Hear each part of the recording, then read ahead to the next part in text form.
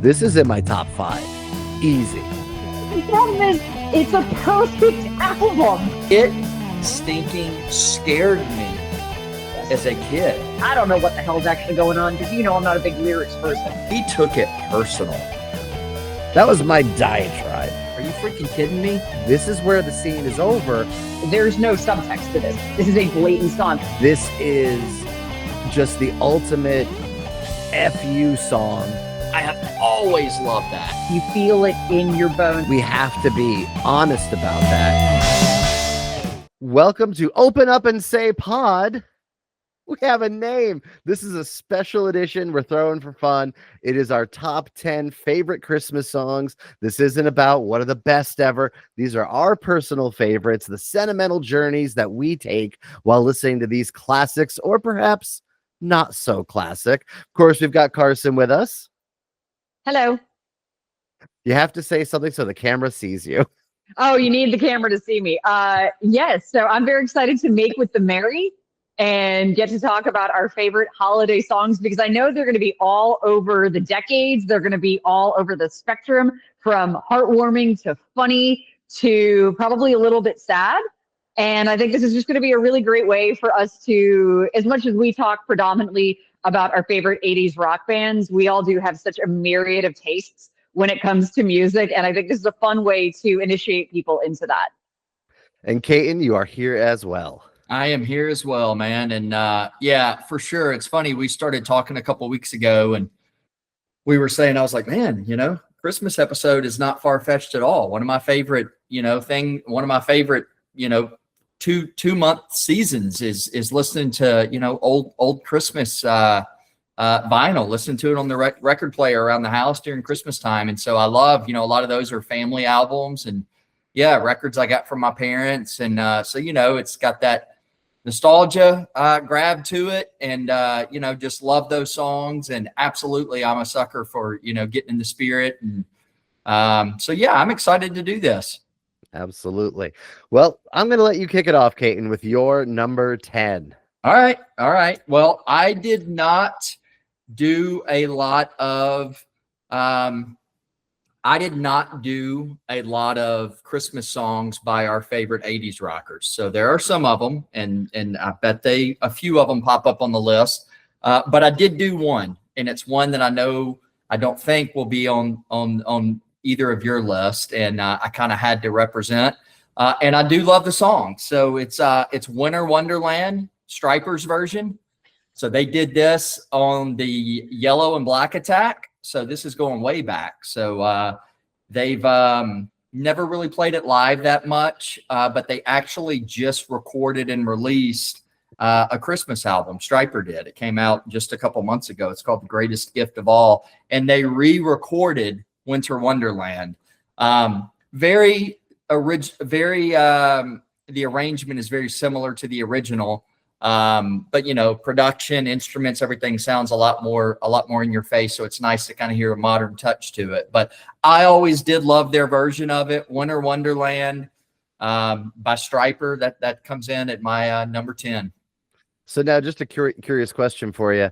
Re-recording versus the original, like how was the re-record versus the original? Is it going to replace it in your playlist? Is it going to replace it in my playlist? Maybe, because it just sounds so much fresher. And the Yellow and Black Attack was not sonically the best sounding album. It's got some killer tunes on it, but production wise wasn't that great. It was all kind of flat, fairly muted. And so it could replace it just because it sounds so much fresher. It almost just sounds like a remastered version because they stayed so true to the original. Michael Sweet's voice is completely different now. It's still phenomenal, but it's not at the same, high pitch as it was back in the day. It's really good. It's really good. I'm a Stryper fanatic. You guys will kind of learn that as this podcast gets rolling. But I haven't really digested this album too much, to be honest with you. So it's one that, I know it's the Christmas season, but I haven't really completely dove in on it yet. I've listened to a few, but I've just kind of been listening to the classics a lot this Christmas. So my list is going to be pretty heavily weighted towards some old school dudes. Fair enough. Guys, Well, yeah. you guys know the guys that I work with are huge Striper fans. They're going to be on that Striper documentary. And we were talking about the Striper Christmas album just the other day. And then the question came up, well, because Striper is a Christian rock band, doesn't just make every album of theirs Christmas? Nice. I just said that's fair. Then you know what? And I think, and leading into that, that I think there's a few things on my list that I question as to whether or not they're actually Christmas songs, but because they're in, let's say, a Christmas movie, a Christmas TV show, a Christmas special, that of course I'm going to count it that way. But there are certain songs that I think could be said that they're seasonal, maybe versus Christmas, but because of what they're associated with other forms of media, I would assume some of us are going to have those on our list too. Yeah. Now I have to rethink one on my list because now I'm going, seasonal. Oh, Yeah, Christmas. As we get into this, it's interesting.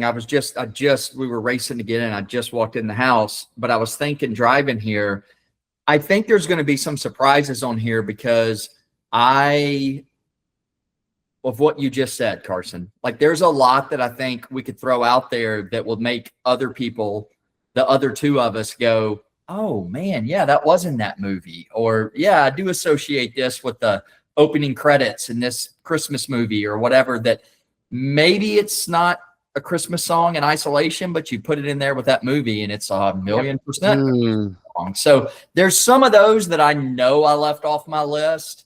Like I'm thinking of a few right now, like since you said that, Carson. So who knows? Maybe we'll Next Christmas. We already have a part 2.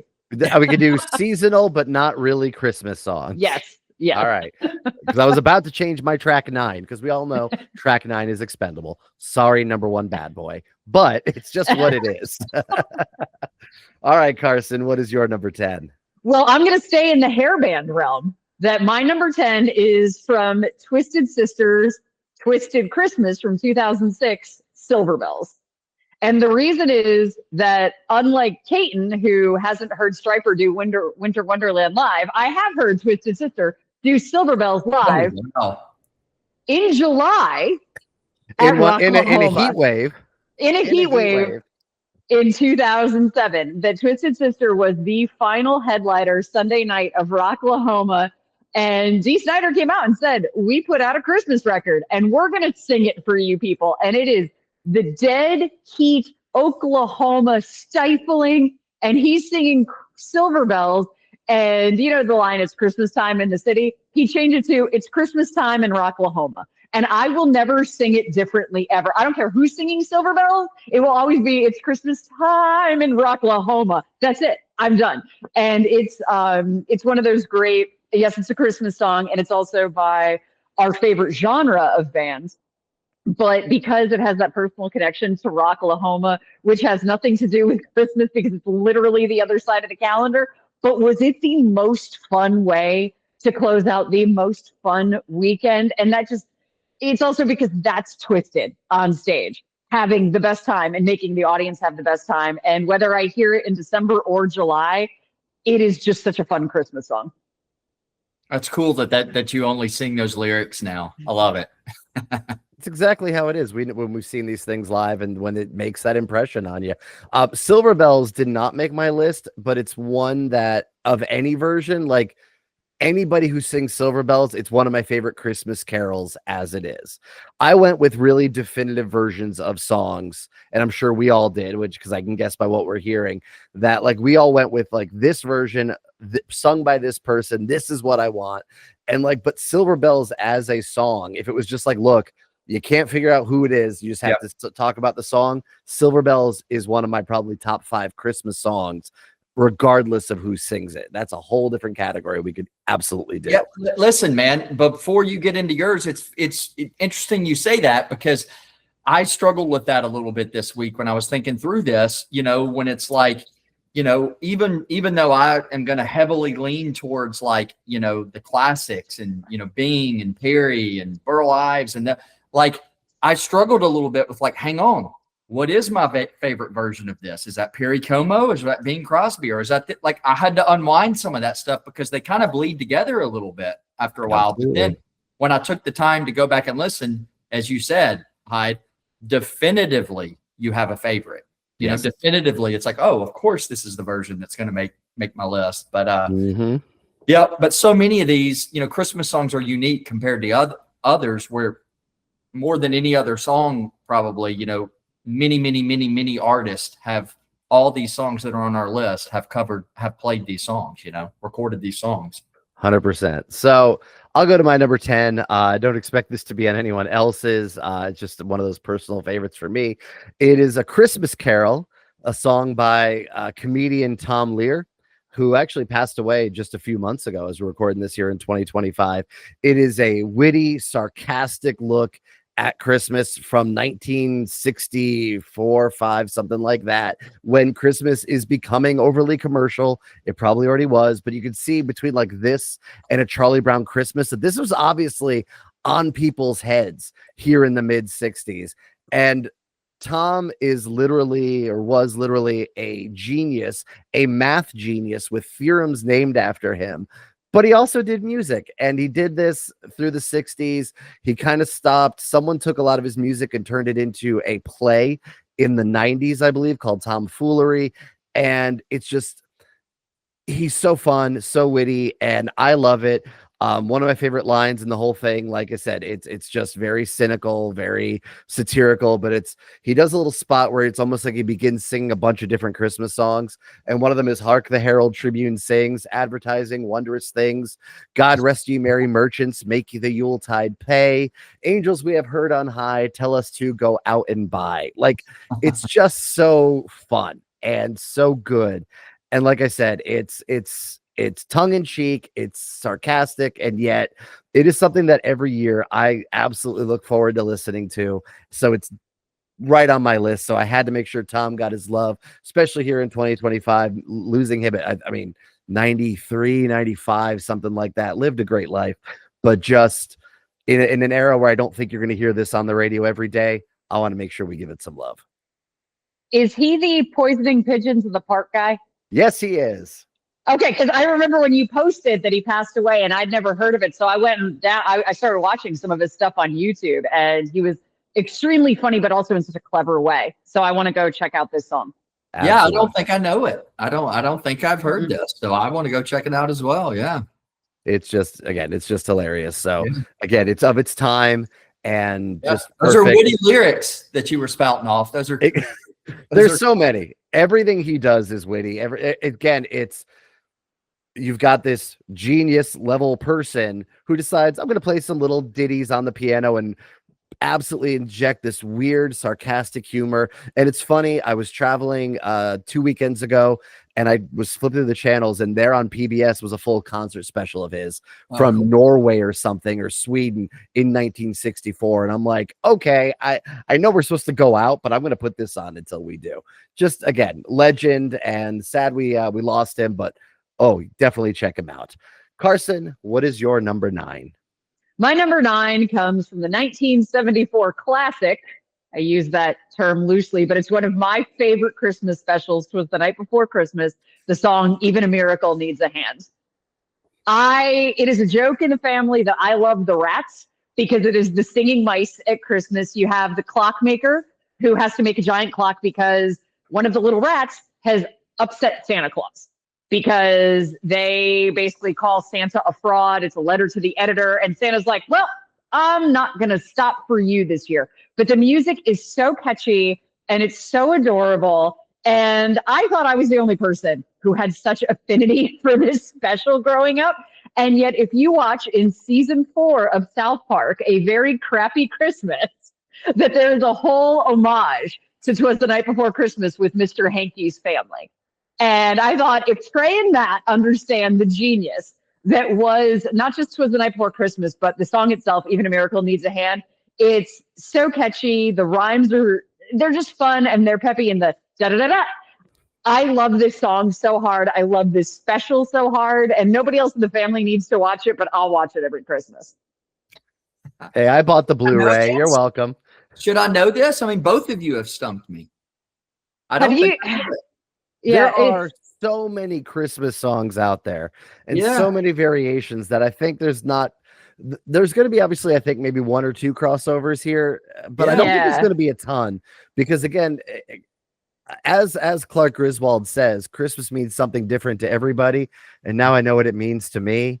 I think the music is the exact same way. I think, just because you've heard something year after year doesn't make you love it. It's whatever hits you, touches you, whatever. And I think we're going to have a lot of songs that we're almost going to be introducing each other to. Yeah, have you not seen, it's Rankin and Bass. It's from 1974. Joel Grey is the voice of the clockmaker. And he's very soft, he's very endearing in it. And I'm growing up in a household that reveres the Grinch, and I'm terrified of the Grinch, but this was my anti-Grinch. So I love it so much. And it's just it's a sweet story. Santa, it is the poem. It was the night before Christmas. That's what it settles around. And they do recite the poem throughout the show. But the music in it, I think, is so great. And it's happy and it's bubbly. And I have such an affinity for this special. And even when I tell people about it, I think there are people like you, Caton, who are like, I don't even know what this is. I think it was like an also ran on CBS. Like they'd show Frosty, they'd show Rudolph. They'd be like, if you're up late enough, kid, here's towards the night before Christmas. Yeah. It was filler. It was absolutely filler. I feel like when I put it on, I'll be like, oh, this is what she was. You'll know it. Maybe I won't. I don't know. Yeah. It's a possibility. It's one of those things that you're gonna be like, okay, I recognize this. Okay. But you're not gonna sing along. You're not gonna be like, oh my God, I remember it. But it's gonna be like, okay, somewhere in the back of my head, this exists. So yeah, I get it. My number 9, this is coming out of left field in a way, by a group from, I'm going to say late 90s, a group of sisters singing together. And this is one I go to every year. It is Shadazy with Deck the Halls. This was a single off of their album. I believe it was Brand New Year. And we had it playing when I worked in the mall.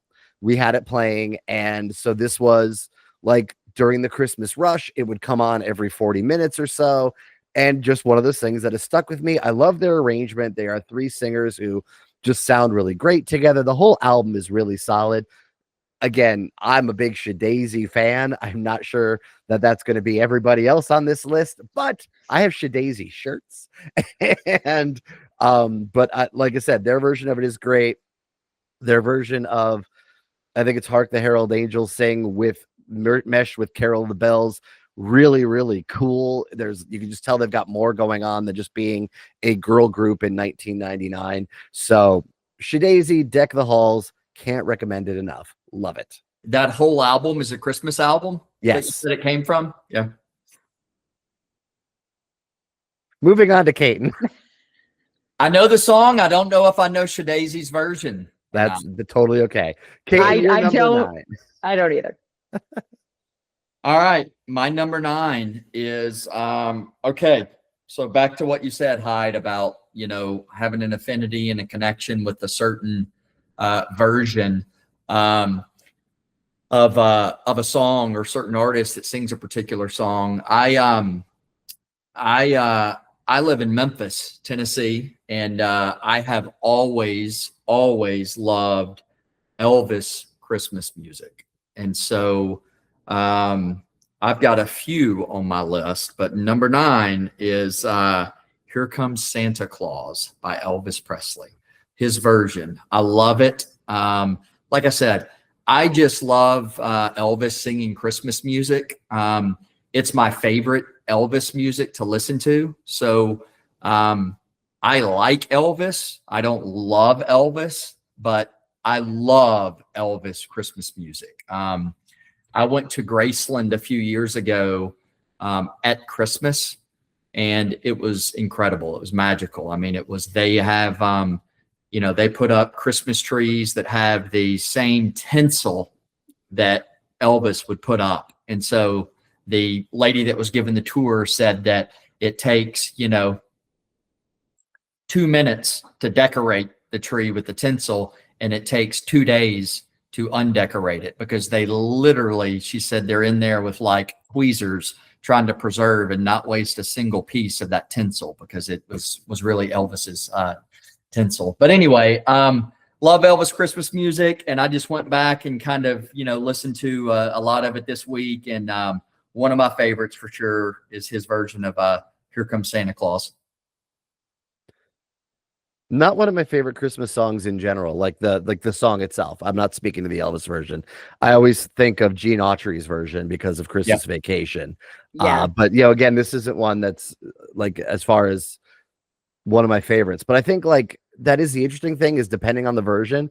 There are times when I'm looking at the versions of these songs going like, I wouldn't listen to anybody else's version of this except for this artist. Yeah. So it's an interesting thing again at Christmas. Like you can take a great artist can take a bad song and make it good. Yeah. And I don't know that it's cool. I really, that's kind of this is an example of what you describe. I mean, I don't know that I would say in general, Here Comes Santa Claus is one of my favorite Christmas songs. But I love Elvis's version of it. So it's kind of as you describe. Yeah. I get it. All right. My number 8 is a classic, one of the Stone Cold classics. This one just, I mean, the man's voice is like butter. There's not enough O's and smooth to describe it. It is Nat King Cole with the Christmas song.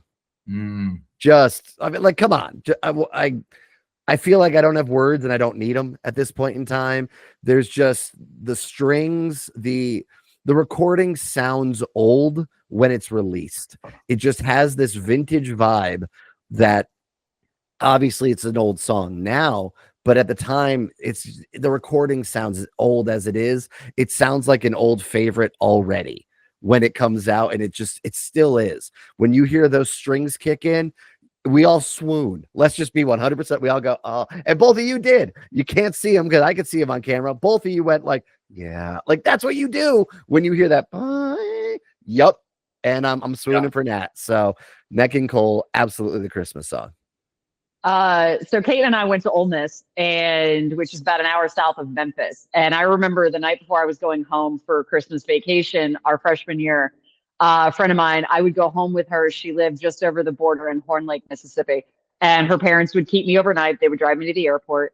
And we went to whatever country bar in Memphis that it was. It could have been Neon Moon. It could have been Silverados. It could have been Denim and Diamonds, whatever it was. But they were doing like Christmas music, but they also did Christmas trivia. And one of the questions was, who wrote the Christmas song? And me, being a trivia dork at the age of 18, shot up my hand, and they come over with the microphone, and I was like, Mel Torme. And the guy looks at me, he goes, how did you know that? And I was like, I watch a lot of Night Court. Damn it.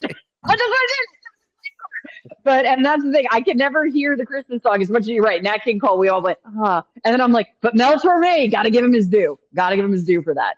Yeah. And got to give Sinatra too. Sinatra did a great version of the Christmas song, but you're right. I think you're right. I mean, Nat King Cole, I mean, yeah, I don't think you can touch that one. I was thinking this week about Sinatra's version. But yeah, no, Nat King Cole, that's the one for the list. You're right. Now, I do want to throw in here now that we've starting here in this 3. There was certain songs I wanted to put in, but they're not technically songs. And one of them was David Coverdale's reading of How the Grinch Stole Christmas. If you have not heard it, I can't recommend it enough. The lead singer of Whitesnake giving us, and he's playing the characters. It is masterful because you can listen to David Coverdale speak for a half hour, and guess what? You're about to. Do check it out. All right, Caton, you're number 8. My number 8. My number 8. I went with. All right, I went with Jingle Bell Rock, Bobby Helms. I love it. I love it every year. I mean, it's a classic. There's so many. I mean, I thought this list would be easier to be honest with you. I thought that our glam rock hair metal stuff would be, where the challenge comes in and where I would lose sleep. But this was hard because I said right before I think we hit record, maybe. I mean, there was easily 50 songs that could have made this top 10 list, right? Just because Christmas music, you put it on, and I mean, it's just nonstop, song after song after song, and there's so much of it. But yeah, Jingle Bell Rock, I've always loved it. That's one where, I mean, a lot of people do versions of this song. I don't know who wrote this. Do you? I do not. Was he? I mean, I don't know if he wrote. I don't know the answer. I didn't do the research on that, but that's the version I always go to of Jingle Bell Rock is Bobby Helms. So I don't know. How do you guys feel about that?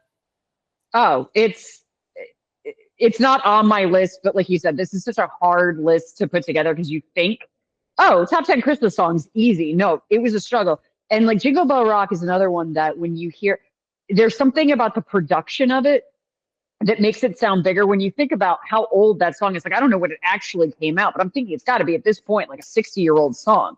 And yet the production on it is so full that while it sounds of its time, it also still, because I work in radio and we start Christmas music usually about 10 days before, but we play all Christmas on Christmas Eve and Christmas Day. And Jingle Bell Rock, Bobby Helms, stands up next to any modern artist's Christmas song. And part of it is the nostalgia, like we all know this song, but it also, from a production standpoint, it doesn't sound any thinner. It doesn't sound any less than. They really, whatever magic they were working in, whatever studio way back when, it's a song that holds up so well. Yeah. It was released in 1957, and it was written by Joe Beal and Jim Booth. Good for them. They don't even have additional links on Wikipedia. Yep. So if this is their one song, they nailed it. But first released by Bobby Helms. Yes. Yeah.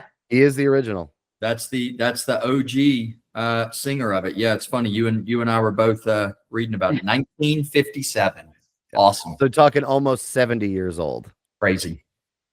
So, all right, Carsen, you're number 7. I think it's actually my number 8 still. Oh, sorry, you're number 8. Yes.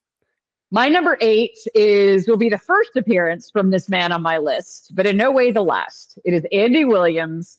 Do You Hear What I Hear? Mm. And we were talking about Silver Bells, and I think I agree with you, Hyde. Silver Bells is probably one of my top 5 favorite Christmas songs, not taking in who's doing it. I just love, especially the verses of Silver Bells. I adore. Do You Hear What I Hear is the same kind of feel for me, that I love any version of Do You Hear What I Hear.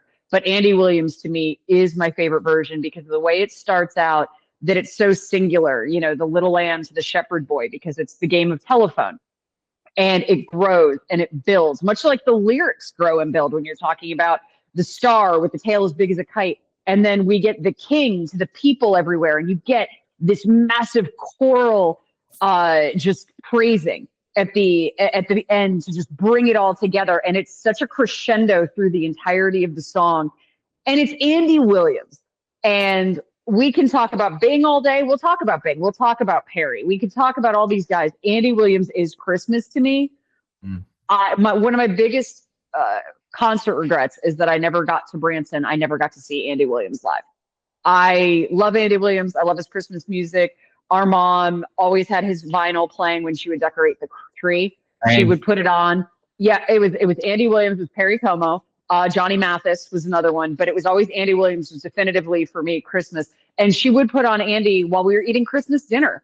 And Do You Hear What I Hear? It's hard for me to pick favorite Andy songs, but if I'm going to go through for a traditional, that is the one I'm going to, I think I'm always going to say is that my tip top of the favorites is Do You Hear What I Hear? Yeah. I'm going to jump in on this one because, like, one of the things, and I know it sounds like you'll talk about him more later, but I want to talk about the sonics of Andy Williams' Christmas album. He sounds huge. His vocals are massively large in the mix in an amazing way. The echo on him, it's so, like, it sounds like Andy Williams is 7 feet tall singing this song at the Rescue Rangers or something on the ground, like, do you know what? It's so big. And that's one of the things I like about him. It's almost that Phil Spector wall of sound vibe, but it's bigger than Sinatra, bigger than Bing Crosby. So sonically, it sits very differently than those guys do. He's a crooner just like them. And yet his album, whoever was behind it, I can't tell you I know, but whoever sat there in that studio and made that happen, created something that it's like Def Leppard Hysteria, that it sounds current today because the production techniques are so sonically solid. Well, and this one is actually from the second Christmas album. I believe it's the second, which is the green cover. because there was the original, it was red cover, which was 63. This one is 65. So even that, do you hear what I hear? His version for me, it's still 60 years old. It is as old as Peanuts. It is old as Charlie Brown Christmas. And you're right, sonically, that's part of what I love about this song specifically is, like I said, the building crescendo of Do You Hear What I Hear, that it just gets bigger and more majestic. And even as a kid, you feel so surrounded by this, honestly, this light, because that's what the song is about. He'll bring us goodness and light, that you really feel that through a little wax disc that is being played with a needle in my family room. Yeah. Yeah. Andy Williams. I mean, it's hard to touch him among the greats, man, for sure. Yeah, he'll be represented on my list as well tonight. Yeah. Caton, your number. Well, I love I love you saying that your mom played that when you guys decorated the Christmas tree or played it during Christmas dinner. That's cool. I mean, those are the things we remember. Yeah. Those are locked in our head. And I'm sure, like, Caton, you're experiencing this. And even though I'm new to it, like, creating you wonder what's going to stick in the next generation. What of your things that you're spinning or whatever you're doing, what's going to stick 30, 40 years down the road? It's a fun thing to think about. It really is. Yeah. And it's probably going to be the things that you wouldn't necessarily think that it would be, Absolutely. So, I mean, yep. All right. Your number 7, Caton. My number 7 is Sinatra, I'll Be Home for Christmas. I love this song. This has always been, like you said, about silver bells, just Christmas songs in general. This has always been one of my all-time favorites. It's a cross for me. It's like a mix between a, like real anticipatory type song and Christmas is coming and, you're busy, you may be in a different city, but you'll be home for Christmas. But then it's also like a super sad song, when he says, if only in my dreams. But I love Sinatra's version of this. Again, so many people have recorded this. I don't know who was the first to record it. I think Hyde's going to help me out there. Yeah, I mean, Sinatra is kind of similar to Elvis for me. I mean, there's some artists and musicians that I listen to a lot more at Christmas time, that I don't listen to their regular catalog as much outside of their Christmas music. Sinatra's kind of like that for me, for some reason. I love Sinatra. And I love a lot of Sinatra's non-Christmas music, but I find myself really diving into Sinatra at Christmas time. So he had to make my list, and I'll Be Home for Christmas is easily one of my favorite, Christmas songs, really, regardless of who does it. Like you, this is same thing. This is one of my probably top 5 Christmas songs, regardless of who does it.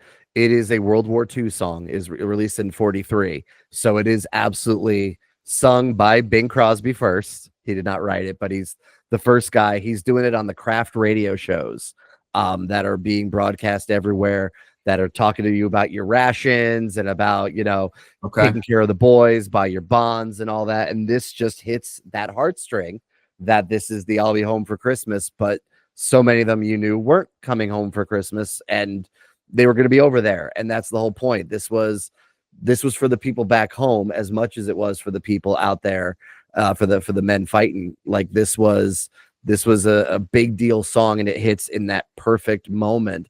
But like when I was thinking about some of my favorite Christmas songs, as we're talking about with what are just lyrically, musically, regardless of who sings them, I found myself leaning on the melancholy stuff. And it's weird to do that, but like this one, absolutely. There's another one that doesn't make my list, but in its native version or in anything, I love the song. I'm curious if it goes up on anybody else's list, so I won't talk about it yet.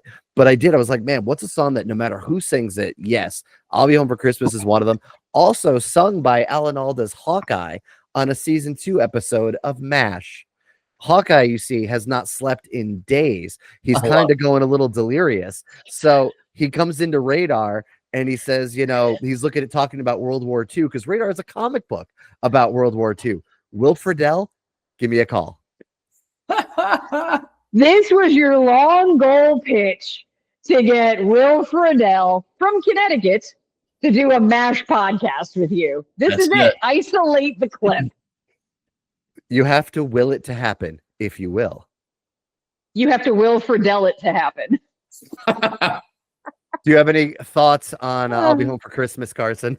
You guys have both known me long enough that it is a beautiful song. It is definitely has that melancholy to it. And while I appreciate the tinge of sadness and pulling on the heartstrings at Christmas, I am a pretty shallow individual and I really like fun and peppy. So while I appreciate the song, it's not always something I want to listen to because I don't like to be brought down.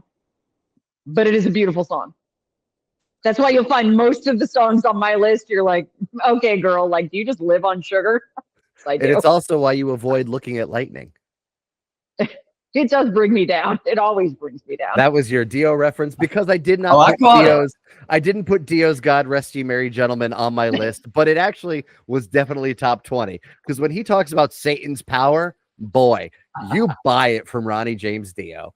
Anyway, Carsen, you're number 7. Okay, this one is where we're gonna veer off a little bit. We've touched on the nostalgia, we've touched on the heartstrings, we've touched on the 80s metal. Now we're going into the comedy. I love cannot go Christmas without hearing Oh Holy Night from Eric Cartman from South Park. It is the night of the Christmas trees and pie. Jesus was born, so I get presents. Thank you, Jesus, for being born. It's just like, because when you think about Oh Holy Night, and you actually think about like a 3rd or 4th grader trying to remember the lyrics to Oh Holy Night, children don't necessarily grasp the entire concept of Christmas at that age. They do know, yes, baby Jesus in a manger, but they also know Santa, and they know presents, and they know grandma is showing up with Swiss Colony beef log, different song, but still in the same vein. And there's something about the delivery of Eric Cartman trying to sputter out Oh Holy Night and then putting the choral singers behind him who are just going along with it. Again, Trey and Matt are masters at production, the guys at South Park. And it makes me laugh every time. And I cannot fast forward through it. And I have to hear it every Christmas because it's so good and so funny. It still makes me cry from laughing. That's one I hadn't thought about in a long time. It's funny. Yeah, that's one I have not on my annual spin rotation at Christmas, but maybe it should be. It's good. Yeah, we are veering a little bit. I didn't expect that to make a list. This actually was in my top 15. So it lost it because I have a different version of Oh Holy Night in my list, and I didn't want to double up on artists or songs. It was my own self-imposed thing. Nobody else had to go with that. It was just for me. But no, this is in every year. And sure enough, the other night we go looking at Christmas lights, and the kid immediately is like, put in South Park. So there's no way. Again, every year since it came out, which I think we picked up this CD when we went to see my uncle, who was a well-known conductor in the area, conducting Handel's Messiah. And on the way, we stopped at Strawberry's record store, which I don't have yes, I do.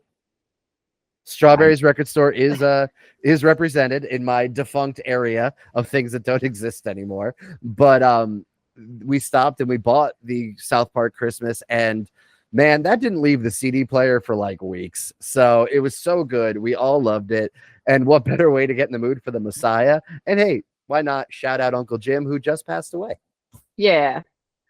We never told him we listened to that, though, because I feel like his Danbury, Connecticut head of the opera, the opera, and again, the Danbury Symphony Orchestra. He was a very big deal in music.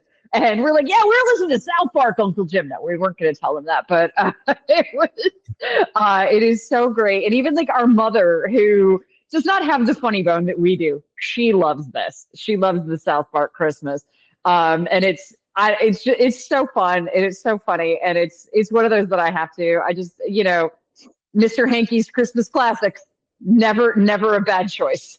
That's awesome. My number 7 is the most recent song on my list, came out in 2013, and it is Kelly Clarkson's Underneath the Tree. Oh, wow. I love that song. It is. Here's my thing. Like, I love it. I felt for years we really didn't have a new Christmas standard. Mariah Carey obviously hit the home run with All I Want for Christmas Is You. But after that, there was nothing. Like, you'd always get the ones where they tried. Every year somebody puts out a song, it gets played that year, and it never comes back. And I remember hearing Underneath the Tree. I bought this album the day it came out on vinyl, like, because I'm a Kelly fan. I think she's fantastic. I've got this album on wax. As you should. So I have this. I spin Underneath the Tree. I don't listen to pop radio. I don't know if this song is hitting or not, but I hear it with the intro that is very much like waking up on Christmas morning, Christmas Story. It's got that same bling bling bling effect, and then straight into she's got the jingle bells.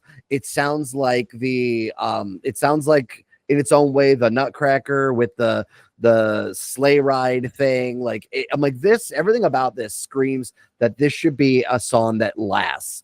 And sure enough, it has absolutely stuck around. I loved it from day one. I think it's just so good. I was fortunate that while I was still living in Nashville, Kelly did 2 Christmas shows 2 years apart. I was able to attend both of them, where it was her and a bunch of guests, but she was singing like this song, everything from that album. And it was just so good. So shout out to the whole album, but Underneath the Tree, when this thing comes on every year, again, 12 years now, I get excited. I get jazzed. I dance along. Last night, I was at a tree lighting in a beautiful coastal town. It came on in a store. I don't care. I'm going, you're here. Yes. So love to Kelly. This one, again, top 7, easy for me. Listen, man, I'm glad. I completely echo that. I didn't forget about the song, but I forgot about it when I was prepping this list. It would have made my list. That would have made my top 10 list. So it's not on there only because I'm not rejigging it as we're doing this. 100%. I agree with what you said about Mariah hit the home run, but I think about this song as being equally as classic with Baby All I Want for Christmas Is You, or whatever that's called. Yep. I mean, I love this song, and I think it's like, I'm shocked to hear you say it's only 12 years old. Is that what you said? 12 yes, years? 12 years old. Yeah. Like, it feels like it's been out there in our minds, and it feels like there's been more than 12 Christmases with this song. I love this song. My daughters love this song. That's one of the reasons why we're always dancing around to this one. Yeah, this would have made my top 10 list. I share your passion for this song, man. It's a perfect Christmas song. It is so good, and you can't help but dance. When you said it came on in the store, immediately I just picture myself going, like, the shoulders start moving, like I'm in Charlie Brown Christmas. Like, you can't help but you're like, you're here. Like, you go up and down with it. I will say that nothing that in the last 12 years has made my list. I think my latest one was probably like 07. And when it comes to my favorite pop artists, look, New Kids did not make my list, but Funky Christmas is always a jam. I can't believe that didn't make your list, man. I'm shocked. I'm disappointed. The podcast is over. I was on that for number 1 from you, Carsen. I know. I mean, with Johnny's rap and the whole thing, when he gets kind of Jamaican, sure. All right, Caton, Carsen, you're number 6. Is that correct? Yes. Yeah. Okay. I'm going to say this is a controversial edition. And had we done this list 3 years ago, it would not have been included. Not because it doesn't deserve a place on this list, but because I would not have considered it a Christmas song. But in the last 3 years, people have decided that Holiday Road from Lindsey Buckingham is a Christmas song. It's not. It's not. But we're using it in Target commercials. Hyde. Yeah. He's got a sweater of it. He's got a Christmas sweater of it on his website. That's what he has. He has the holiday sweater. There are artists covering it now and putting it out as Christmas songs with jingle bells in. And I go, first off, you're covering Lindsey Buckingham. Y'all, I was interviewing an artist. I don't even tell you his name because I was like mean about it. And I go, why would you cover Lindsey Buckingham? Why would you do that? He's perfection anyway in anything he does. But Holiday Road, you really thought you were going to put out your own version of this and anybody wanted to listen to it? And I think he thought I was kidding. And I did say it kind of jovially, but I really meant it, because Holiday Road is, I get to include it on this list because we've deemed it a Christmas song now. Do I think it is one? No, but I'm going to allow it on this list because I love it so much. And I have to take it back to, I don't even know when this was, like 2006, 2007 at the Ryman in Nashville. Lindsey Buckingham was playing the show and I was flat broke because radio. But because Lindsey was playing, I called my program director. I was like, hey, do we have tickets to Lindsey? He's like, yeah, I'll get you a pair. So Hyde and I, we go, we're sitting in the pews at the Ryman at the Mother Church. And he comes out for the encore and he plays Holiday Road. And you want to see two 6-year-olds bouncing in their seats, so excited to hear Holiday Road live. Yeah. It was because it's never, this song always hits. If you want to call it Christmas now, I think I told you guys, I was just playing trivia and they played it. They asked a Christmas themed question and that was the song they played to let us, to gather the answer. And I go, you know what? It's fine. If you want to say Holiday Road is a Christmas song, even though the only vacation movie it's not in is Christmas Vacation, fine. I'm going to allow it because it's Lindsey Buckingham and that man can do no wrong. Yeah, it's funny. I mean, like, so, you think about Christmas Vacation, right? The song Christmas Vacation, right? Also Buckingham. I mean, when I was kind of thinking through this, like I didn't really know that people were starting to consider that like a holiday song or commercials, but it popped into my head when I was thinking about like Christmas songs. And I was like thinking about Christmas Vacation. But I was thinking like Holiday Road. It's like, no, Holiday Road's not a Christmas song. That's regular vacation. But like in my psyche, in the back of my mind, like I was confusing it as a Christmas song. So I don't know. Maybe it is. Maybe it's like Die Hard. Is that a Christmas movie? Is it not? I mean, it's one of those things. According to Merriam-Webster, just put out on Instagram, that Die Hard adjective, a fanatic or super whatever. They tried to define it as an adjective, and then they said Die Hard, noun, a Christmas movie. So Merriam-Webster has deemed Die Hard a Christmas movie. All right. I've kind of I'll have to ask them about Holiday Road. We'll DM them. Yeah. So I mean, maybe this is, I don't know. Is Christmas Vacation on anybody's list? No. It was going to be my number 11. So it was like, you can see my list. Maybe you can't, but like Christmas Vacation. So like, I kind of, before you were talking about him, I thought of it and I was like, all right, am I going to try to slot this in? And, I don't think I am, but let's just say quick honorable mention because holy smokes. I mean, one of my favorite movies to watch at Christmas time.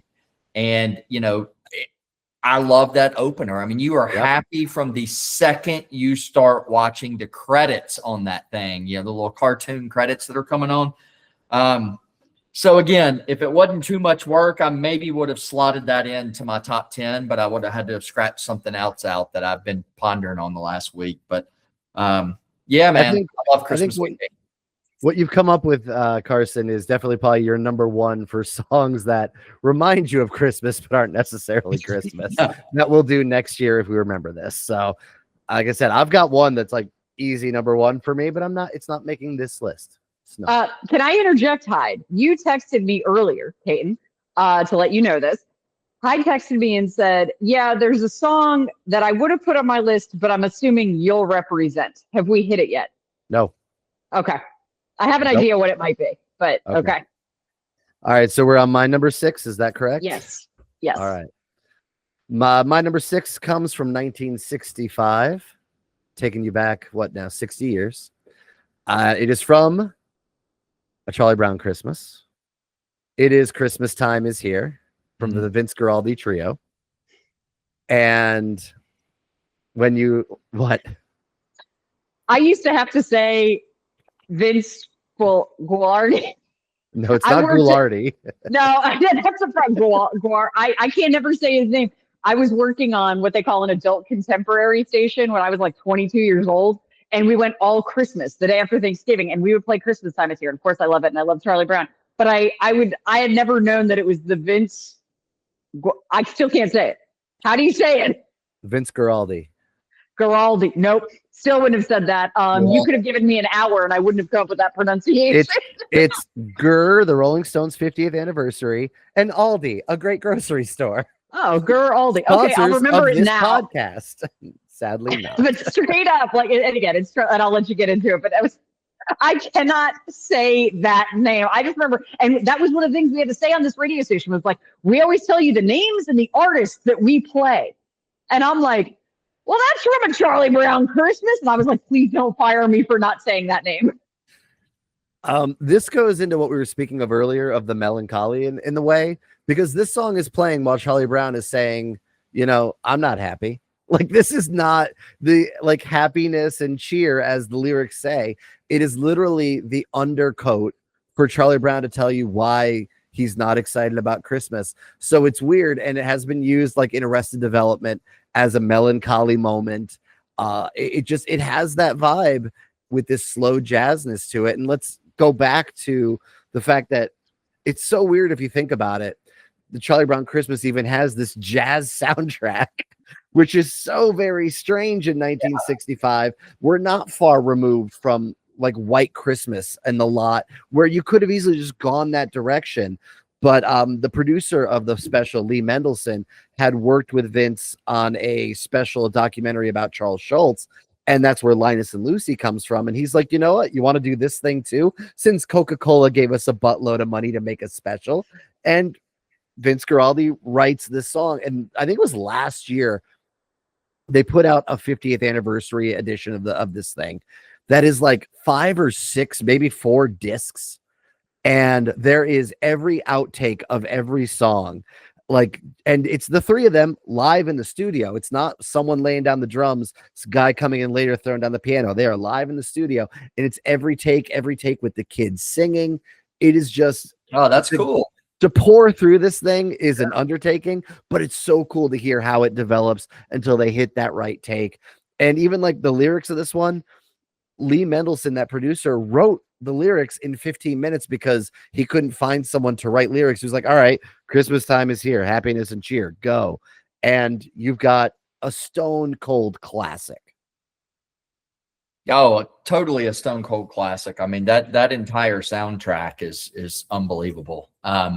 Not represented on my list, so I'm glad it's on there because, yeah, that's one that I listen to every year.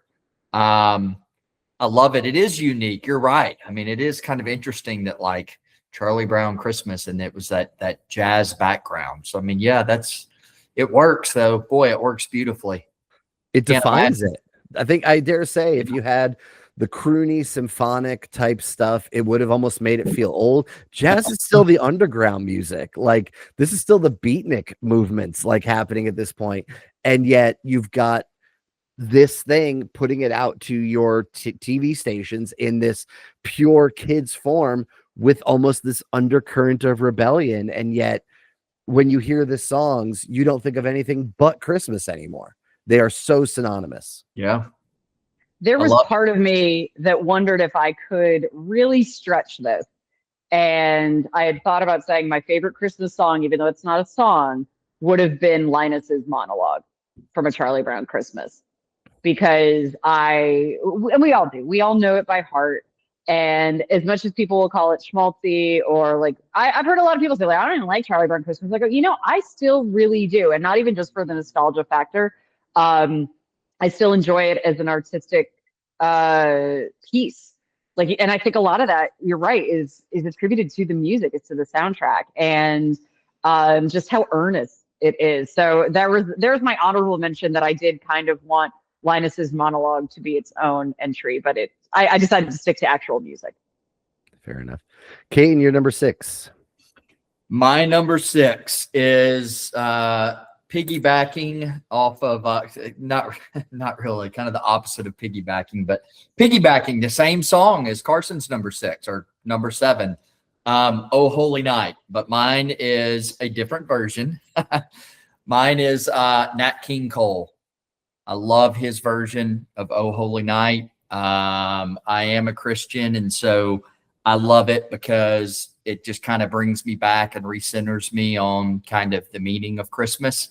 So I love it. I love it makes me think of growing up, of Christmas Eve services, and a lot of Christmas Eve services, you'll kind of sing, candlelight, people light candles and sing Oh Holy Night at the end. So it kind of makes me think of that. And I love the lyrics and, the night of our dear Savior's birth. I just think it's, in my mind, the true meaning of Christmas. So,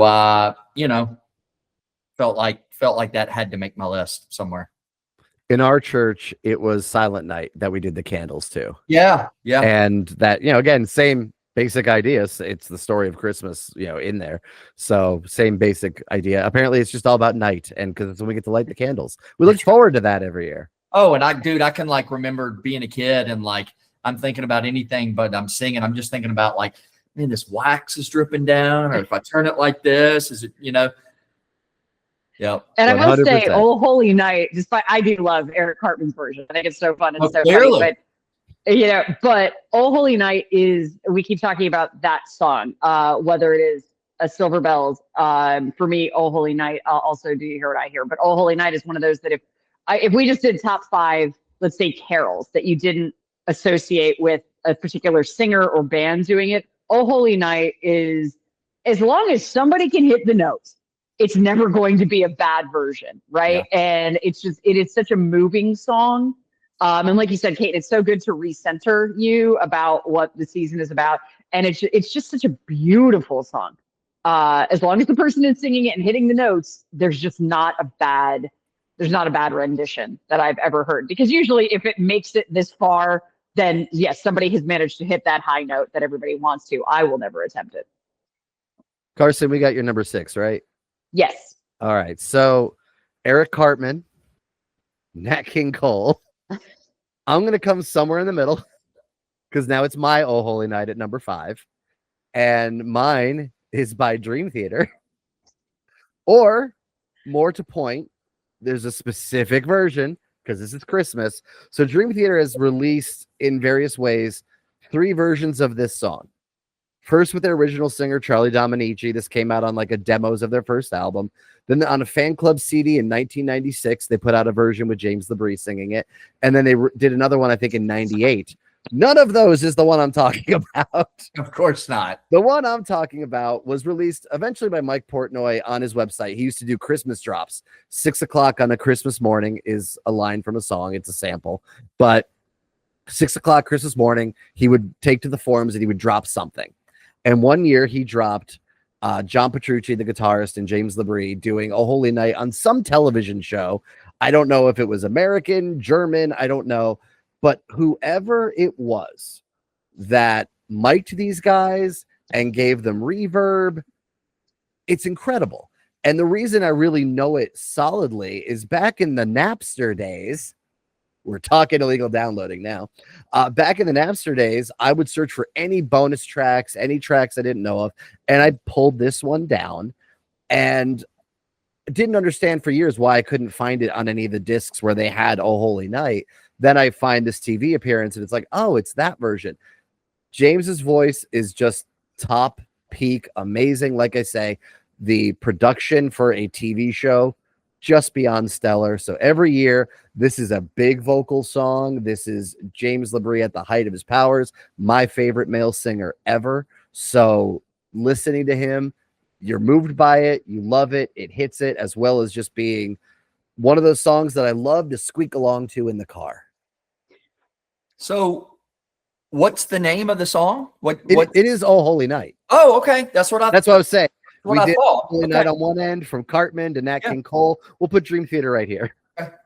So, and I will say, I know this version because of you, Hyde. And while James has such a remarkably powerful voice, there is something so delicate, borderline angelic about his delivery of this song that makes it, when you use the word powerful, it's not in your face power. It's just his, it just shows there's emotion in it, but also I think he throttles himself for a man that does have the voice capacity that he does, that he's so remarkable. And it's a gorgeous rendition. Did you just say he's your favorite male vocalist of all time? Man, I've never heard you say that, Hyde. That's wow. I did not know he was your top. He is. He's a guy, and it's not even just. I knew you loved him. I knew you loved Dream Theater, but I did not know he was your number one. Here's what I've always said: if he left Dream Theater tomorrow, I would never care what Dream Theater did anymore. Wow. Like it's him that I listen to. He actually, and this is one if I have never hooked you up with it, I need to. Before joining Dream Theater, he had a band in Canada called Winter Rose. It is an 80s hair metal band with his voice. It is the most amazing thing in the world. Every time I've ever had the pleasure of speaking with James, we talk Winter Rose because I make sure he knows I love this. This is amazing, and you should be proud of it. Because like even when he released the liner notes, like for the album came out in like Japan in the 90s because people had bootlegged it. And it was like, look, before you judge it, understand this is what the band heard where they decided I could do the job. But I'm like, before you judge it, what are you talking about?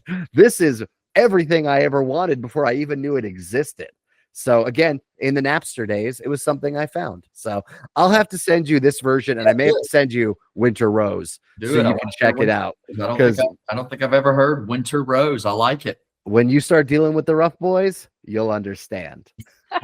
All right, Caton, I need your number 5. My number 5. All right, man. Another soft spot for me is country Christmas songs. So I love me some Randy Travis Christmas, etc. So this is not Randy Travis. I'm just saying I love 80s country 80s, 90s country Christmas. My number 5 is by Alabama, and it's Tender Tennessee Christmas. I love it. I'm in Tennessee. I've always loved this song.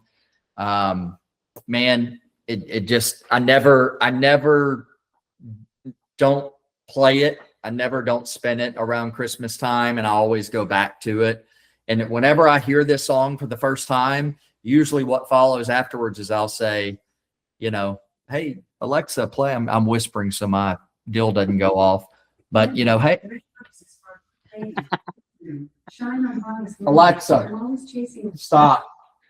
Alexa, shut up. No, Alexa, stop playing. But normally when I hear this for the first time in the season, the next thing I do is tell that person to play traditional country Christmas music, because it just makes me want to hear other, you know, country Christmas type songs. But you guys know this song, right? Tender Tennessee Christmas. Yeah. I love it. I love the lyrics. I know there's more snow up in Colorado, you know, than my rooftop will ever see, but a Tender Tennessee Christmas. I love it. Maybe it's because I'm here, and, you know, Christmases that I've done with the kiddos and stuff, we've always stayed home and done it. But yeah, man, number 5 for me. Love that song. I will have to give a shout out for a song that didn't make the list because also it's technically not a song, though I have it on 45, is Chris Ledoux reciting "'Twas the Night Before Christmas." Oh, I bet that's good. Oh my God. Because again, the one thing I've always said about Chris Ledoux is that no matter what song he was singing, you believed every word of it. Number one, the bronc riding stuff, you believed it. He sounded hoarse. He sounded weathered. He sounded like he'd been through it. When you give him the opportunity to "'Twas the Night Before Christmas," it's just incredible. So like I want it to be on my list, but it's spoken word. It's not a song. So up there with David Coverdale, I can't recommend enough Chris Ledoux's "'Twas the Night Before Christmas," because it just has such an earnestness to it that is fantastic. On that note, Chris Ledoux's "'Twas the Night Before Christmas." Same. I didn't add it because of spoken word, but I actually brought that to the guys that I worked with, Big D and Bubba, because they'd never heard it. And I insisted we add it into our Christmas rotation. And when they played it, they go, "How have we not heard this?" I'm like, I don't know. I honestly don't know where you've been. And I don't even know where it comes from. It's like from like some country Christmas compilation, because he never put out a Christmas album. No. So it's like something that was put out probably by Capitol Records or something. And I've got it on 45 because it would have landed in Jukebox at some point in time. And I think it's like with Santa Claus Is Coming to Town is the B-side. And he does that amazingly well too. Also, I like Garth Brooks's Beyond the Season a lot. That is a solid Christmas album. And with things like Santa Looked a Lot Like Daddy is one of my favorites. It just, like I said, bubbled under the list, but I'll give all that love to the Christmas country stuff. And of course, I already did with Shadaisy. You started us off. All right, Carsen, your number 5. My number 5, this is where I wonder if I'm kind of stretching the Christmas motif that we're in. but it is from You've already my. stretched it with Holiday Road, so stretch away. Well, also along that lines with holiday in the title, it is from what might be my favorite Christmas movie, 1942's Holiday Inn. It's Happy Holiday. So Bing Crosby and Hyde's giving looks. I'm not sure why. I don't think you're stretching. No, to me, this is absolutely a Christmas song. When, when the merry Yeah, bells love keep it. ringing, Yeah, happy that- holidays because to you. it's- No, 100%. Yep, that's the thing where the merry bells keep ringing, and of course it references Holiday Inn, like it's actually kind of selling the inn during the movie that they name check it. But so many people do sing Happy Holiday and not holidays, as I do have to remind people over and over that it's Happy Holiday. And it's so, like I said earlier, I don't lean toward melancholy when it comes to Christmas, and this song is so joyous and so hopeful and so optimistic. And I think that's very much encompasses who I am, not only as a person, but definitely me at the holidays, because I already love glitter and lights and fun. And it's just another excuse for me to amplify it. And Happy Holiday is very much an amplification of the joy of the season. I heard Andy Williams' version of this the other day on Sirius. So good. Absolutely So a Christmas good. song. It was on the Christmas channels. This is 100%. This isn't a stretch at all. Okay. If it was Be Careful, It's My Heart, that's a stretch. But Yeah, I'm This is glad not. I'm glad that made a list, because that's kind of another one that maybe slipped my mind when I was thinking through this. And I love it. I love that song. it's Yeah. jaunty. Yes. And I knew definitively it was holidays. Yeah, I would be upset with someone that was just saying holiday. No, it is holiday. It's Happy I thought Holiday. it was days. It's not plural. No, But I it's not wonder plural. if maybe I- Andy Williams' version is. Because No, Andy he's- Williams' Probably version not. does his version I'm- does not mention Holiday Inn, I don't think. I thought it was. I feel No, like but that I- I verse thought is it was removed. Happy Holidays with an S on the end. No. I believe Andy Williams is Happy Holiday. I believe he says it. Yeah, Google it. Google it there, Hyde. You find it. But that's why. But it's also, again, the original song from Holiday Inn. The song is written because it is part of the plot of Holiday Inn. Nope, It's his about version selling. is Happy Holiday. Yes. No S. Okay. No S. Yep. Yep. I'd be upset. So. I'm Yeah, upset. and that's why even the other day I went to go see the stage production of It's a Wonderful Life, and I mentioned to a friend of mine his absolute favorite stage play, not just Christmas, his favorite play is White Christmas. And I was like, yeah, but White Christmas is from Holiday Inn. And he goes, well, we can go see Holiday Inn. And I was like, that's a show? And then he sent me a whole list of places that are doing it. And I go, yeah, I don't think I want to see it on stage because I'm such a fan of Bing Crosby and Fred Astaire. That movie to me, we all have, again, Christmas Vacation is a must watch, but Holiday Inn is that is the movie I cannot let Christmas go by without watching it. The other thing too, like Andy Williams' version has like "Leave a Peppermint Stick for Old Saint Nick," Yes. all those lines. So that's the thing. That's not in Yep. the 43 version, but No, it's the don't forget to hang up your sock because yes, he'll be coming down the chimney down. There's many, again, the illusions It of obviously Santa got Claus. changed over It time. got rewritten for sure. So no, great song. And like I said, I really love Andy Williams' version of that. Like when that came on, it's one of those that, again, I thought of, it made me think of that production. It made me think of how big he sounds doing that song. So I turned it up a little louder. All right. Now we're on Caton, your number 4. Or do we do your number 4 already? Yeah. Okay. All right. Nobody has nobody's mentioned this guy, so I don't think, at least. So Holly Jolly Christmas, Burl Ives. Man, I love his Christmas stuff. He's got the is it The Night Before Christmas where he's kind of reading it, where he's narrating it?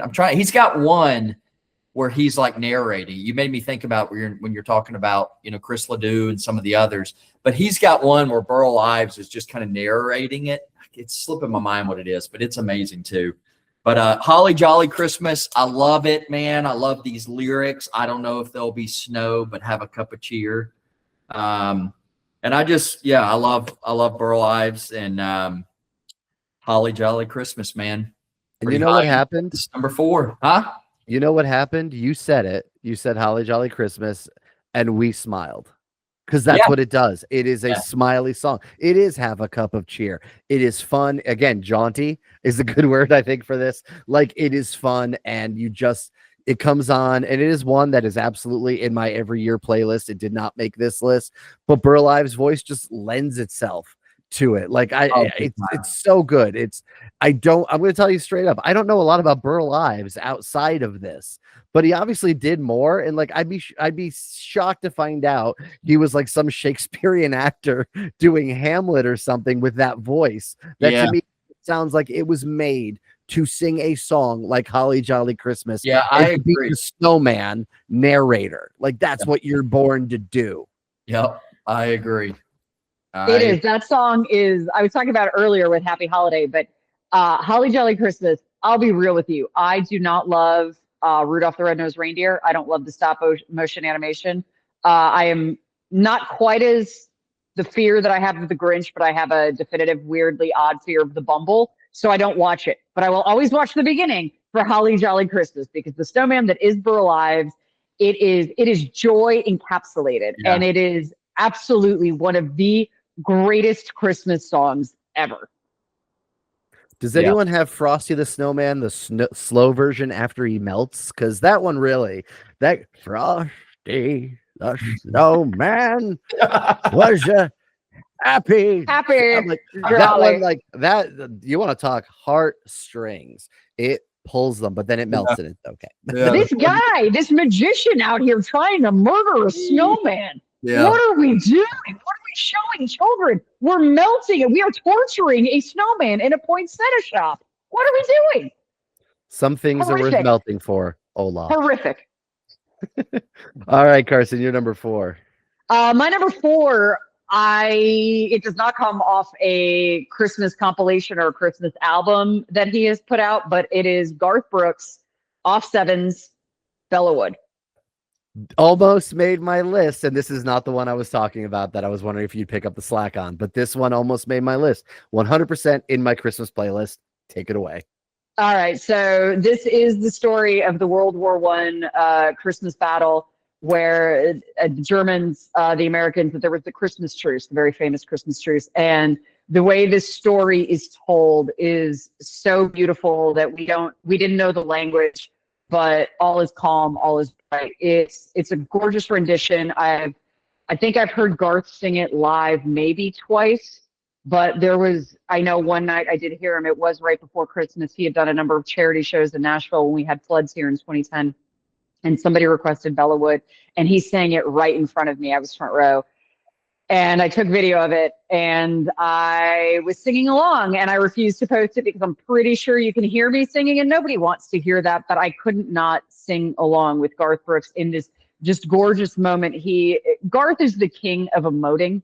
Garth can sell anything because his voice lends it to, it's so true and so pure, and the believability that I absolutely believe Garth was in the trenches, and that they were taking that day, the literal day out of life, the day out of war, to celebrate this most holy of days, and then know that they would, another time they would have to fight. But to say it's beautiful is underselling it. It's just gorgeous. It's so moving. And I don't know that anybody's ever covered it. I don't know why you would, because nobody can top Garth's delivery. Yeah. And again, off an incredible underrated album, 7's. So that is the last song on the album, as I recall. It's the punctuation, the period on an already incredible album that took such a weird turn at the end with this song about this World War I moment. And it is so good. Absolutely on my Christmas playlist. Fantastic. Just no notes. Just didn't make my list.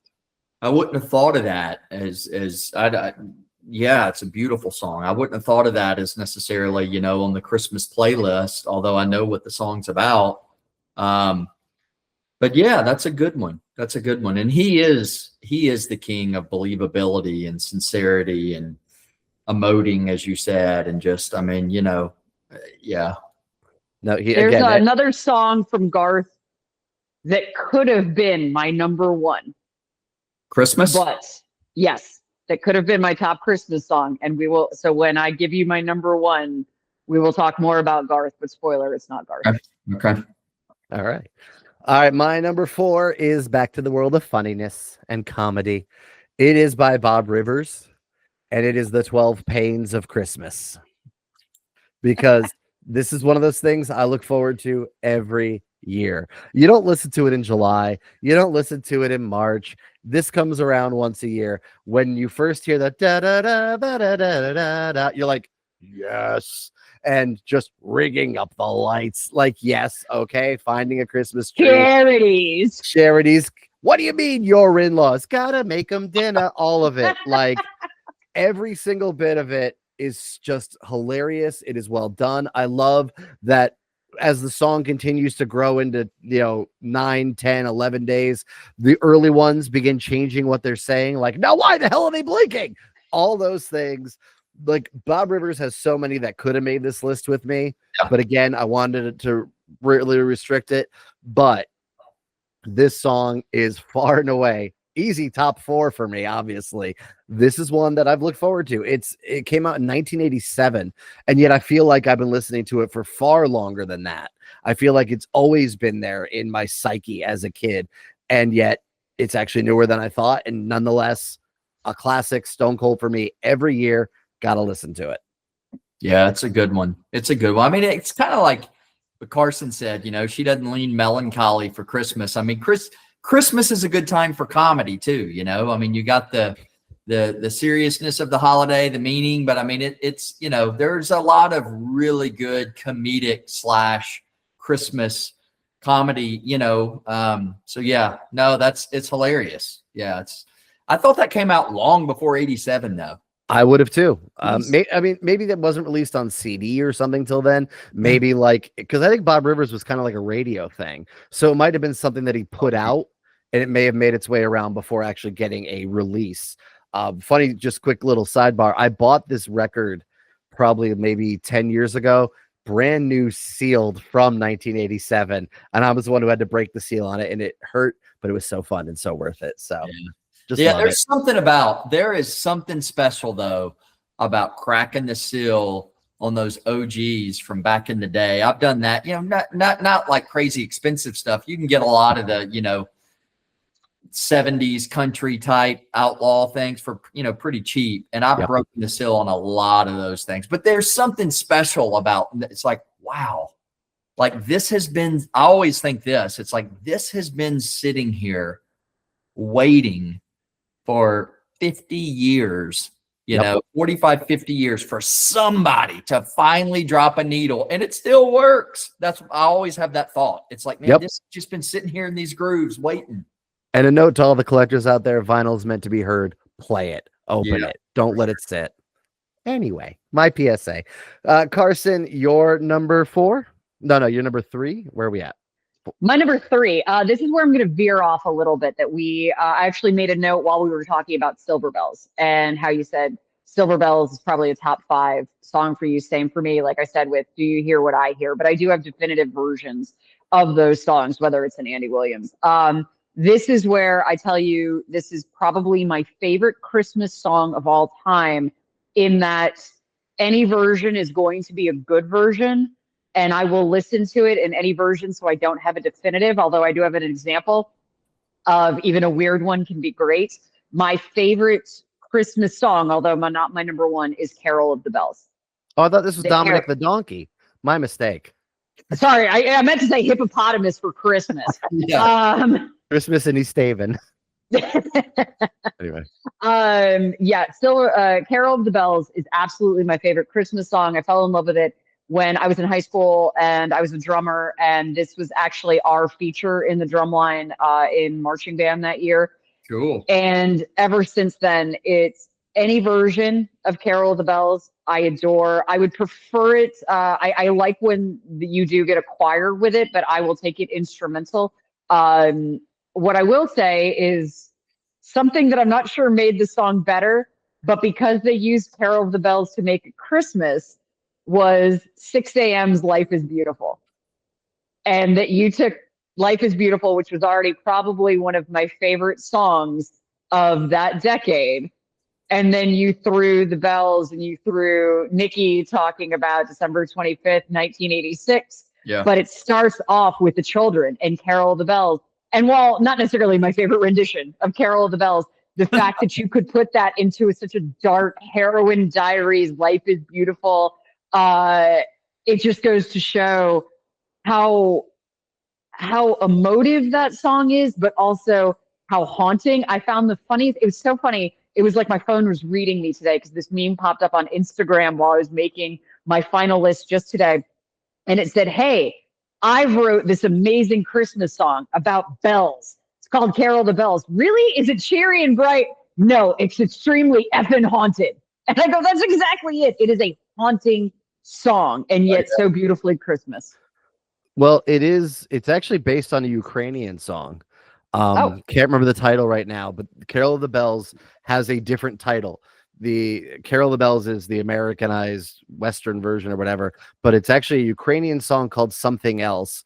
And like I said, just can't remember off the top of my head, but it actually does have a sadness to it. So it's actually, we make it this little hark hear the bells, sing silver bells. That's not the original Ukrainian, is a completely different song. So that's why it is haunting, like you say. It is based in a completely different song. It is originally a Ukrainian song. Wow. It's a great, honestly, blend for me as a Halloween dork.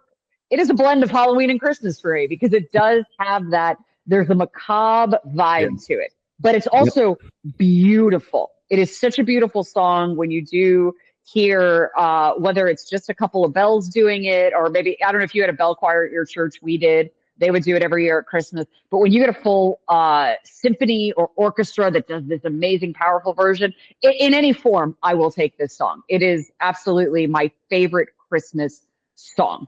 Now, here's something you may not remember, Carson, was that our mother used to play this on the piano nonstop.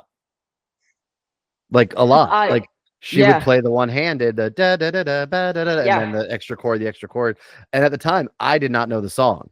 I just remember like writing my own lyric in my head of like what the hell I was hearing sonically, but I had no idea what it was. But she used to play it all the time, and I remember like even picking up my guitar one day and going do do do do, and finding it and like, I know this song, cool.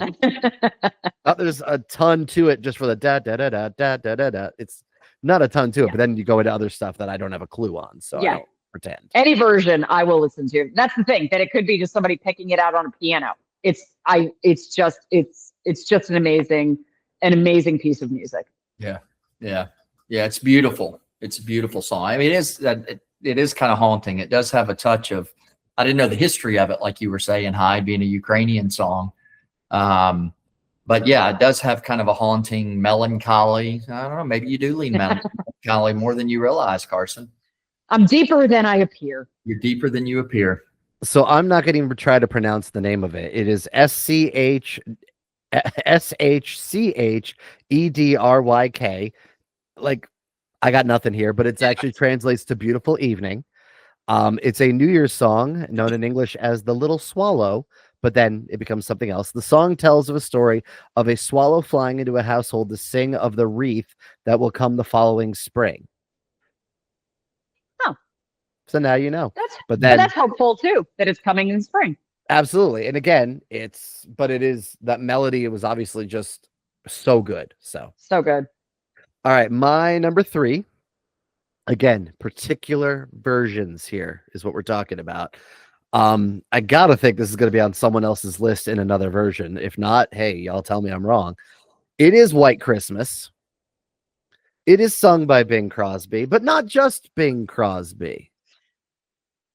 Because I too am referencing Holiday Inn from 1942, where Bing and Marjorie Reynolds are singing the song. The reason I like this, I love that we'll get there. We'll get there. I love the duet of it. I like him guiding her in the verses because in theory he's just written it, and in the movie he's just written it. It's something he's toying with for the next gathering at the inn, and so he's putting it down. And I just like him leading her. I love hearing "Where the treetops glisten," and then she's like, she sings it. The reason I love this is because I don't like listening to this song without hearing Bing Crosby clink his pipe against the bells on the tree. I need that. Doesn't matter what version of White Christmas I listen to. It's always symphonic or whatever, but I need to hear the dun, dun, dun, dun. I need that. So that's why this particular version, which I realized I've never actually had, it's not out there. It's not a version that is downloadable. So I finally ripped it out of the movie last night because I'm like, this has to be in my iPod. I'm sick of listening to inferior versions, with all due respect. But of course, the problem with this is Marjorie Reynolds did not sing.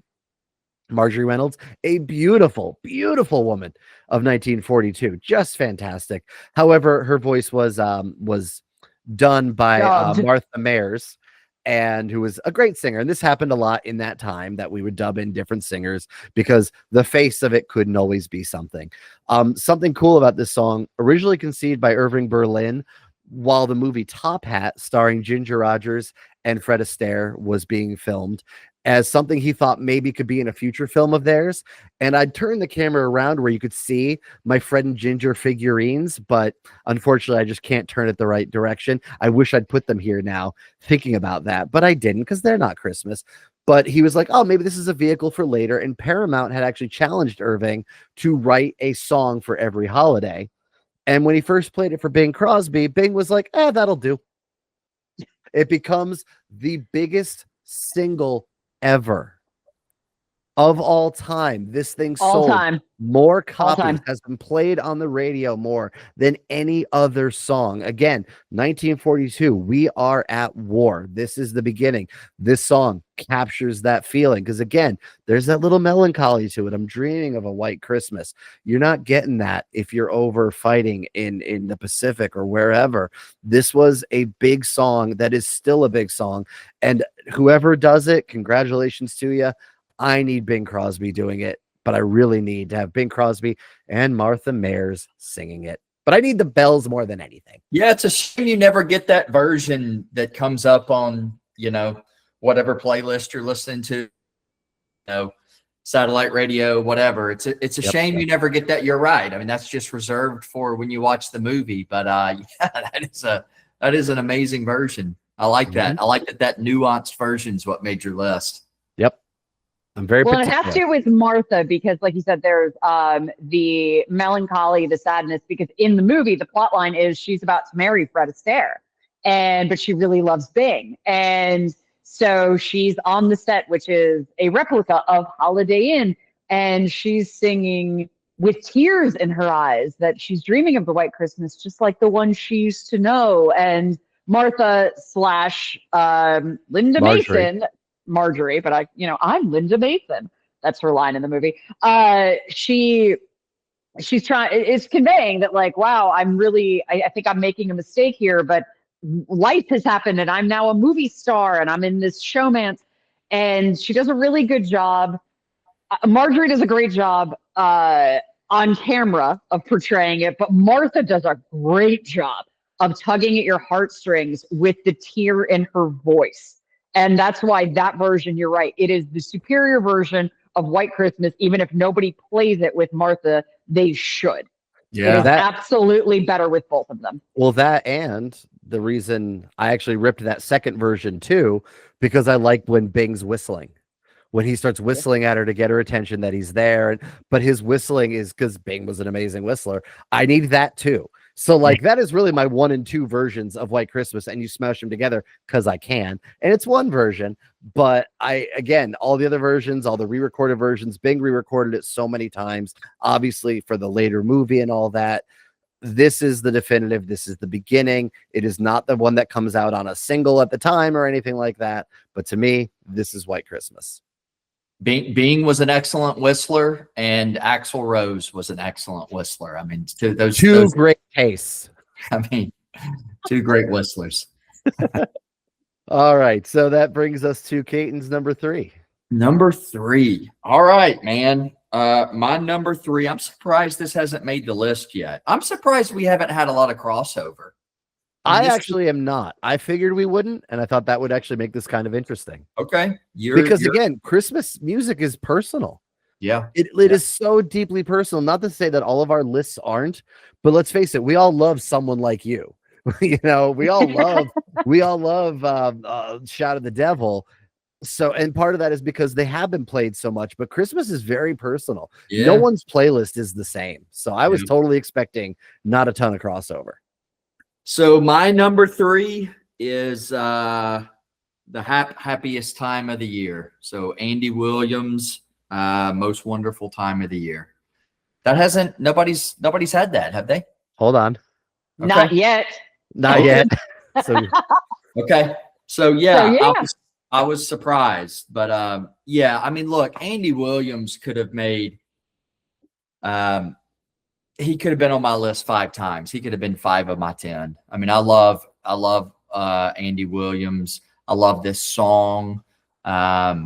This is this, and then another one that's going to make my list coming up. You know, one of the things I love about Christmas so much, and one of the things I love about this song so much is like the anticipation behind it and the build up and the way that it is okay to celebrate Christmas, you know, before Thanksgiving now, right? You know, it used to be you were radical if you put the Christmas tree up the day after Thanksgiving. Years ago, that was too soon, you know, but now, I mean, everything. I look at my neighborhood and I mean, everything's just blown up in lights, you know, like immediately after Halloween, it seems like. But anyway, I love the just, you know, childlike nature of Christmas and just anticipating it and, you know, be of good cheer and have a cup of cheer. And it does seem like, you know, the average person is kinder and maybe moves a little slower. And just, you know, just during the Christmas season, it's one of the few times I think we slow down. And so I do think it's the most wonderful time of the year. And this song just really, when I hear this, and then another song that we'll talk about here in a little bit, it puts me in the spirit and anticipating, you know, what's to come over the next month or two. So that's what this song kind of does for me. And I love it. Love this one. It's kind of like the gate to Christmas. I feel like it is. It's like you go from like, okay, it's Halloween, and then all of a sudden it's the most. And it's like, and honestly, it was used in a lot of commercials in that respect. Like, you know, and then it was used for back to school by Staples. Yeah. But it was used in commercials in a way that like, yeah, it is. It's like all of a sudden we go to, this is the most wonderful time of the year. And kind of what you're saying, like when we're pushing this, like I know we put our outside decorations up right around Veterans Day. We had a nice warm day and we put them up because it was like, okay, it's still nice enough that we can do that. But like, we're all trying to eke out our joy, right?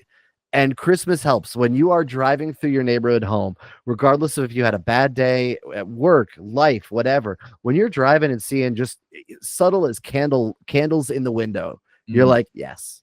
And so I'm all about if my lights bring people joy, and I use vintage lights on my big tree. We got C9s out there, and believe me, last year, so many compliments on it because people are like, oh my God, this reminds me. These aren't the LEDs. These aren't like icicles. This is what we used to have. And I'm like, they're going to set fire to the tree one day, but it hasn't happened yet. And it's because it's that glow. It is that real glow. And it just puts you in that mood. When I drove up tonight coming home and there was the tree on, you can't come back anything with a smile on your face. Yeah. So I think we're all just trying to eke out our joy. And this song, huge fun. Again, smile, just like Andy Williams did a great job of. Carsen will reserve comment, I'm guessing, on this one. I will. Yes. Thank you. Okay. All right. So now we are on to number 2. And my number 2 comes from 2 men singing together. And they do it so well. And this song in its original form, I am not the biggest fan of, straight up. I don't love 5 Gold Rings. I don't love Partridges in Pear Trees. The song, there are great versions of it out there when it's like that real 40s people. And I love that. But when Norm Macdonald does it, almost made my list. So close, because Norm Macdonald's 12 Days of Christmas, if you've never listened to it, it is literally him receiving all the gifts and his reaction to getting them. So by the time he's got, 15 birds in his house, he's less than happy. And when the maids of milking show up and they have no cows, so they're trying to milk swans, it's just... I can't recommend it enough. It is totally G-rated. It is just it is if someone today were to receive the 12 Days of Christmas gifts. I can't recommend it enough, but it did not make my list. However, Canadians Bob and Doug McKenzie sure did, because every year, if you want me to laugh without fail, I know it's coming, but the first time Rick Moranis says beer, and you hear the music go ba ba ba ba ba ba for his first day of Christmas, I laugh without fail. It's just, I look forward to Bob and Doug McKenzie's 12 Days of Christmas every year. Geddy Lee is not on it, even though he is on Takeoff, but sadly he sat this one out. But the good news is they took what they learned from Geddy and put it into this. They learned stuff from albums, and if you've not listened to it in a long time, go for it. It is fun. It is Canadian as all heck. And now dating a Canadian girl, this was instant hit when, of course, I have it already, because when the first year we started dating, we went to a hockey game with her parents, and I get in the car and I've already scheduled it on my playlist to put Bob and Doug McKenzie on first. They just start laughing their heads off, and I'm like, all right, I think I'm okay with them now. But Bob and Doug McKenzie, just beer, and then eventually beer in a tree, and then beer on my knee. That beer's empty, eh? It's so good. And then the fact that they don't keep up with it, and much like Carsen was saying about Oh Holy Night with the choir singers, bringing in the choir singers on this version, when all of a sudden they're like 12, and they're like, oh, 12 on the 12th, 5 golden rings. So good. Again, can't rave about it enough. When I was on the radio, this would always get play during Christmas, because there's just no way you could ever miss out on it. So take off, eh? It's so good. And there's something about the synthesizer, like you just picture the Casio keyboard with it, and it's so understated. It's hysterical. It's understated in its comedy, which is why you find yourself laughing even harder at it. It's so great. And I can't believe I forgot about Norm Macdonald. Gosh, he could have made it. He could have made it. He was the last thing I cut. Yeah. He was the last thing. I haven't heard either of those, Norm Macdonald or this. Who is it? Bob and Doug McKenzie. It's Rick Moranis and Dave Thomas on. Yeah, no, I've heard it. Oh, okay. All but right. I mean, it's been, I think, probably decades since I've heard it. I mean, 15 years maybe. I don't know. How old is this? 44 years. Released in 1981. So if you're going to tell me that's not a classic, yeah, totally is. I love it. The thing is, rock radio played it every year, so it became something I just got very used to. This is another one. Actually, I bought this record and I broke the seal on it, and it had like a 298 sticker on it when I bought it. But I broke the seal on this record when I first bought it. I actually first owned this on cassette. That was horrible. It sounded terrible, but I had it because I had to. That's great. All right, your number 2 or 3? That's my number 2. 2. Wow. So, Caton, we're going to your number 2 now. My number 2. All right. I'll tell you something I cut before I give you my number 2. Fair. I know we're not, but my list kind of went back and forth a little bit, and I did make some changes while we're on this. Have y'all made changes? Yeah. Since we've been on it? No, I don't. The first episode we did, I made no changes. Everything we've recorded since then, and I know not everything's out there, I think I've made changes on the fly. No shame in that. So you forget about things, or you undervalue it. You do, and there's some things I'll let them go. I'm like, okay, man, that should have made my list. That's unfortunate, but let's focus here. But then there's some Cartman, right? It'll hit me, and I'm like, this has to go on the list. Like I have to rework this real time. I struggled with how to, like I said, with Carol of the Bells, because everything else had a definitive version, where Carol of the Bells for me is just, again, my absolute adoration of that song. But I don't really have a favorite version of it. So I really struggled with where it was going to go on the list. And then I remembered Life is Beautiful. And I go, that is a prime example of how this song works in so many different ways. Yeah. And that's how I managed to, it was up until like just a couple of hours ago that I was trying to figure out how to slot Carol of the Bells and the best way to describe its majesty. I'm not going to actually do my honorable mention. I'm going to wait to the end in case it's okay. We'll go Okay. through them. We'll go through 'em. We'll have some fun. Yeah, in case it's some. So my number two, again, we talk about anticipating Christmas. You talked about the gateway to Christmas with the last song. My number two is It's Beginning to Look a Lot Like Christmas, Perry Como. Dadgummit, I love this song. It could have been my number one. It maybe should have been my number one. I don't know. Carsen maybe is going to throw tomatoes at me for my number one, but I love this song. I love the lyrics. I love how this song makes me feel. Take a look at the 5 and 10 toys in every store. I mean, it's the wish of Barney and Ben. I mean, come on, man. I love these lyrics. I just stinking love Perry Como. I mean, he may be one of the best Christmas crooners. You know, I mean, he's just him and Andy Williams, probably my top two there. But yeah, I think this was, I looked it up earlier, and if I can read my writing, 1951. So I mean, this recording, that's kind of the definitive, I think, you know, recording of this song, almost 75 years old. I mean, it's crazy, isn't it? 1951.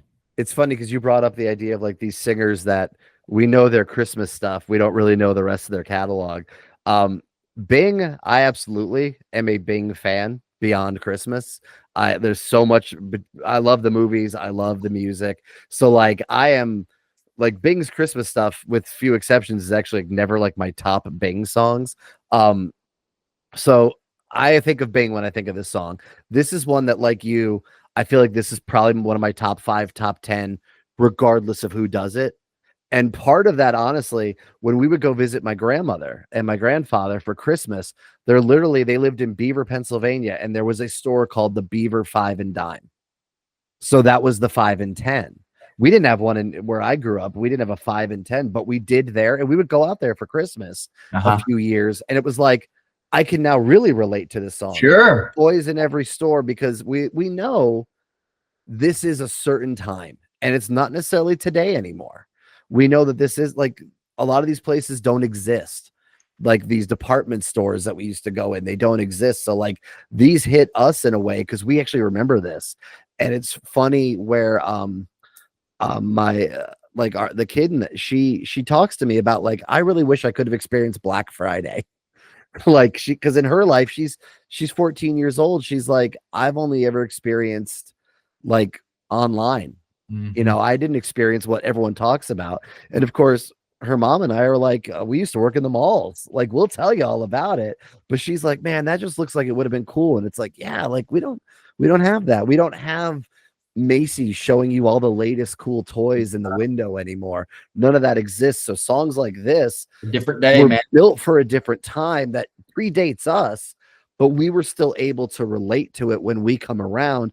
Times hadn't shifted that much in that 30 years like they have in the 30 years since. Yeah. And I think we had the opportunity.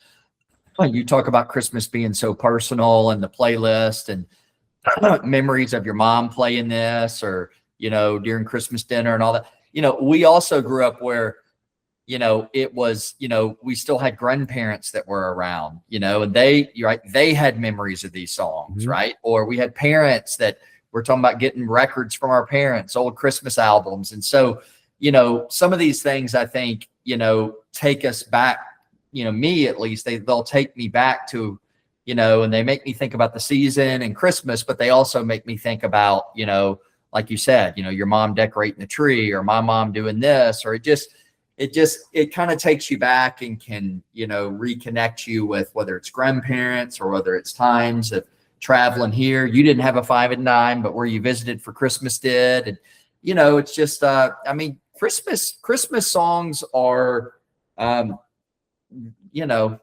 Christmas songs are really connectors, you know, Yes. Connecting songs to your past and to relatives and things like that. So, yeah.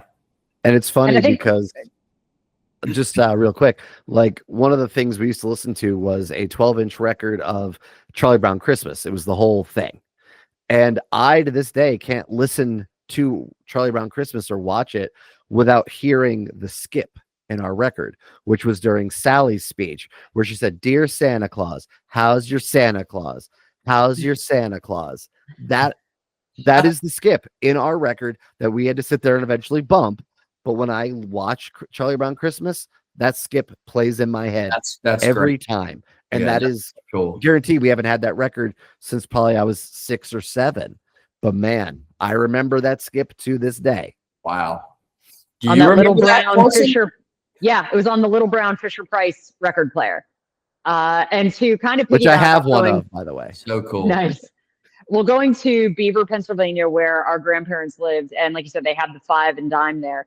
And what's interesting is you were saying, Caton, about Christmas music and transporting you. Like, okay, we didn't have a 5 and dime in our town where we grew up because we were very much a suburb, right, where you had to drive everywhere. But where our grandparents were, very, very small town, but also a walkable small town. So, like Hyde was saying, you went to the 5 and dime, and they did carry a little bit of everything, which included the toys that might be in the window, but along the lines of the Silver Bells or Holly Jolly Christmas, say hello to friends, and everyone you meet. You are walking along these streets, city sidewalks, busy sidewalks. Now, Beaver, Pennsylvania was not the height of hustle and bustle, but there were people because you would walk to the 5 and 10. You walk to the hardware store. There was the little like grocery store you could walk to. And that was the thing. It was a walkable town, which a lot of people, it doesn't exist for us. And there's something kind of magical that I didn't even connect until we started talking about it and him referencing that town, that those songs specifically seem to embody the idea of a walkable small town. But when you only hear them at Christmas and you only hear them when you're going to your grandparents' house, it suddenly becomes in my mind that these songs take place in my grandparents' town of Beaver, Pennsylvania. Yeah. Like, obviously they don't, but because it's not a song that you would have heard for the other 11 months out of the year. You only hear them in December when you're heading out or you're coming back. And the association is so strong because it's so concentrated that it's finite in not just the time, but in the location. And I think I think everybody has those experiences with these songs, and that's why we cling to them with the nostalgia, with the memories, with the feelings that they just evoke in us. Well, and especially like with our grandparents had this old house that was very like majestic in its way. Like it had a staircase that twirled. Yes, it did. Twirled like we were rich. Yeah. But in addition to that, like it seemed to always snow there, but it never coming down, but there was always snow on the ground there. They had a park right across the street. So and a train that went right by the house, but like down a gully, so it wasn't too loud or anything like that. But it was literally like this is walking in a winter wonderland. And so when it was reserved for like that's where we went for Christmas, it really became like all this association, because it was like a whole other world we were going to. Everyone in that neighborhood was lit up, and it was magic, and it was an old town. Yeah. And it had that vibe. So amazing. That's why these things are like that. Yeah. So we're all just chasing that still. So isn't it crazy though? Not to go to isn't it wild though? Like just listening to you guys, like with the descriptors that you're giving. I mean, isn't it crazy just the way things like that? I mean, everybody calls them core memories now, but I mean, it just they don't leave you. They don't. No. They are truly stamped in your DNA or whatever you want to call it, and it's like you can just picture the specifics of it like it was yesterday probably, and it was many moons ago, but I farther away every year. I think it does, and I think that's the that's the power of music for sure, and that's the what connects people over music. But I think when you combine music, the power of music, and then Christmas, and the sentimentality and everything that goes with Christmas and families, and just memories and childhood and all that, and you put the two together, maybe that's why these Christmas songs are so magical. Oh, absolutely. Yeah. And it's funny just because like I said, the kid one day, she was like, I'm like, oh, you're so excited for Christmas. She's like, wouldn't you? When you were a kid, wasn't this the best day of the year? I'm like, 100%. And it's so much fun because obviously, again, I'm new to the whole kid thing, but having Christmas with a kid is just so much fun. Yeah. Just so enjoyable. So Yeah. And it takes you back. It takes 100%. Yeah. I'm loving it. So, all right, Carsen, you're number 2. Let me ask All you, right. Carsen, before you get too deep, the guy on your shirt, is he not represented on your list? No, he's not. I can't see because what is it? Show him your shirt. You have to speak. Ah, of course. it's Barry Manilow. He here's the thing. My favorite Barry holiday song would probably be a New Year's song. So that's why I was gonna bring him up. I thought we would all do honorable mentions, and that's where you will get Barry Manilow. All right, we'll talk about that. Okay. You're number 2. My number 2, although Vince Guaraldi, I'm trying to remember. While that does not make an appearance on my list, that does not mean that Peanuts is not represented. 1967, The Royal Guardsman, Snoopy's Christmas. And this is the one that I was hoping you'd bring up. This is I don't even know how to describe it, but it's that when everybody says to you, like, what's the song that you have to hear at Christmas? I have to hear Snoopy versus the Red Baron. And it's weird because it's actually hand in hand conjoined with Bella Wood from Garth Brooks, because it's representing a World War II flying ace. I think it's World War I, really, isn't it? It's World War I flying ace. It's World War I flying ace. Okay, I thought I was in the right war here. Yeah. But it's the idea that Snoopy and the Red Baron, it's a dogfight, and Snoopy, you think he's going down, that the Red Baron has got him, and then it's no. He makes them land behind enemy lines. Christmas, my friend. And they'll fight on some other day. And it's a wonderful story. Again, I feel it's akin to Bella Wood, but also the melody of it, and it's the Christmas bells, Christmas ringing through the land. But the melody of it is very bell-like, that it is very big, and it rings and it echoes in its own way. And the tune itself, you cannot get it out of your head. And I don't know what it is about Snoopy's Christmas, but the Royal Guardsman, I want to hear it all the time. I have it set on my favorites playlist for Sirius. So on the off chance they play it once every 6 days, I will hear Snoopy's Christmas, damn it. And it's also just a picture of Snoopy. Like, it's because Snoopy is so synonymous with Christmas. Peanuts is so synonymous. But yeah. This is my favorite, I would say, when they talk about pop Christmas songs versus standards. I think my number 1 is a standard. This to me is my favorite pop Christmas song. And I do have this on 45. So the day I get a jukebox, it is 100% going in. So no, this is such a fun song. Yeah, and this is the one that I had to, it fell off my list. And I said, I think Carson's going to pick up the slack on this one for me. So I can leave this one down. The one? This is the one I was speaking of that I said to her earlier. That one, yeah. Yep, she did. It took a while, and I thought it might be higher on her list. So I was patient. And we'll see. It's such a fun song again, just great. And I love the chorus of the Christmas bells, oh Christmas, bells. And I love the gong, gong, gong, gong, the bells that go into it. Love it, like so good. Like I said, just absolutely awesome. And no notes.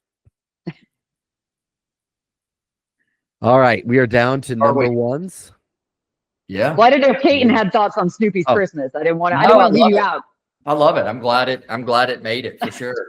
It's yeah, I mean, there's, you think about the Christmas classics and the short films, whatever you call those. I mean, Snoopy and the old, what did you call that kind of, you said you didn't like it, like Frosty the Snowman. What kind of animation did you call that? Oh, there's stop motion, which is that's the Rudolph and the like Heat Miser kind of stuff. That's what you said creeps you out? Not it's just I'm not a fan of that kind of animation. No, straight up, the Abominable Snowman creeps me out. I do not like the Bumble. I don't want to see the Bumble. The Grinch is worse. I have an aversion to the Grinch. I cannot look at the Grinch.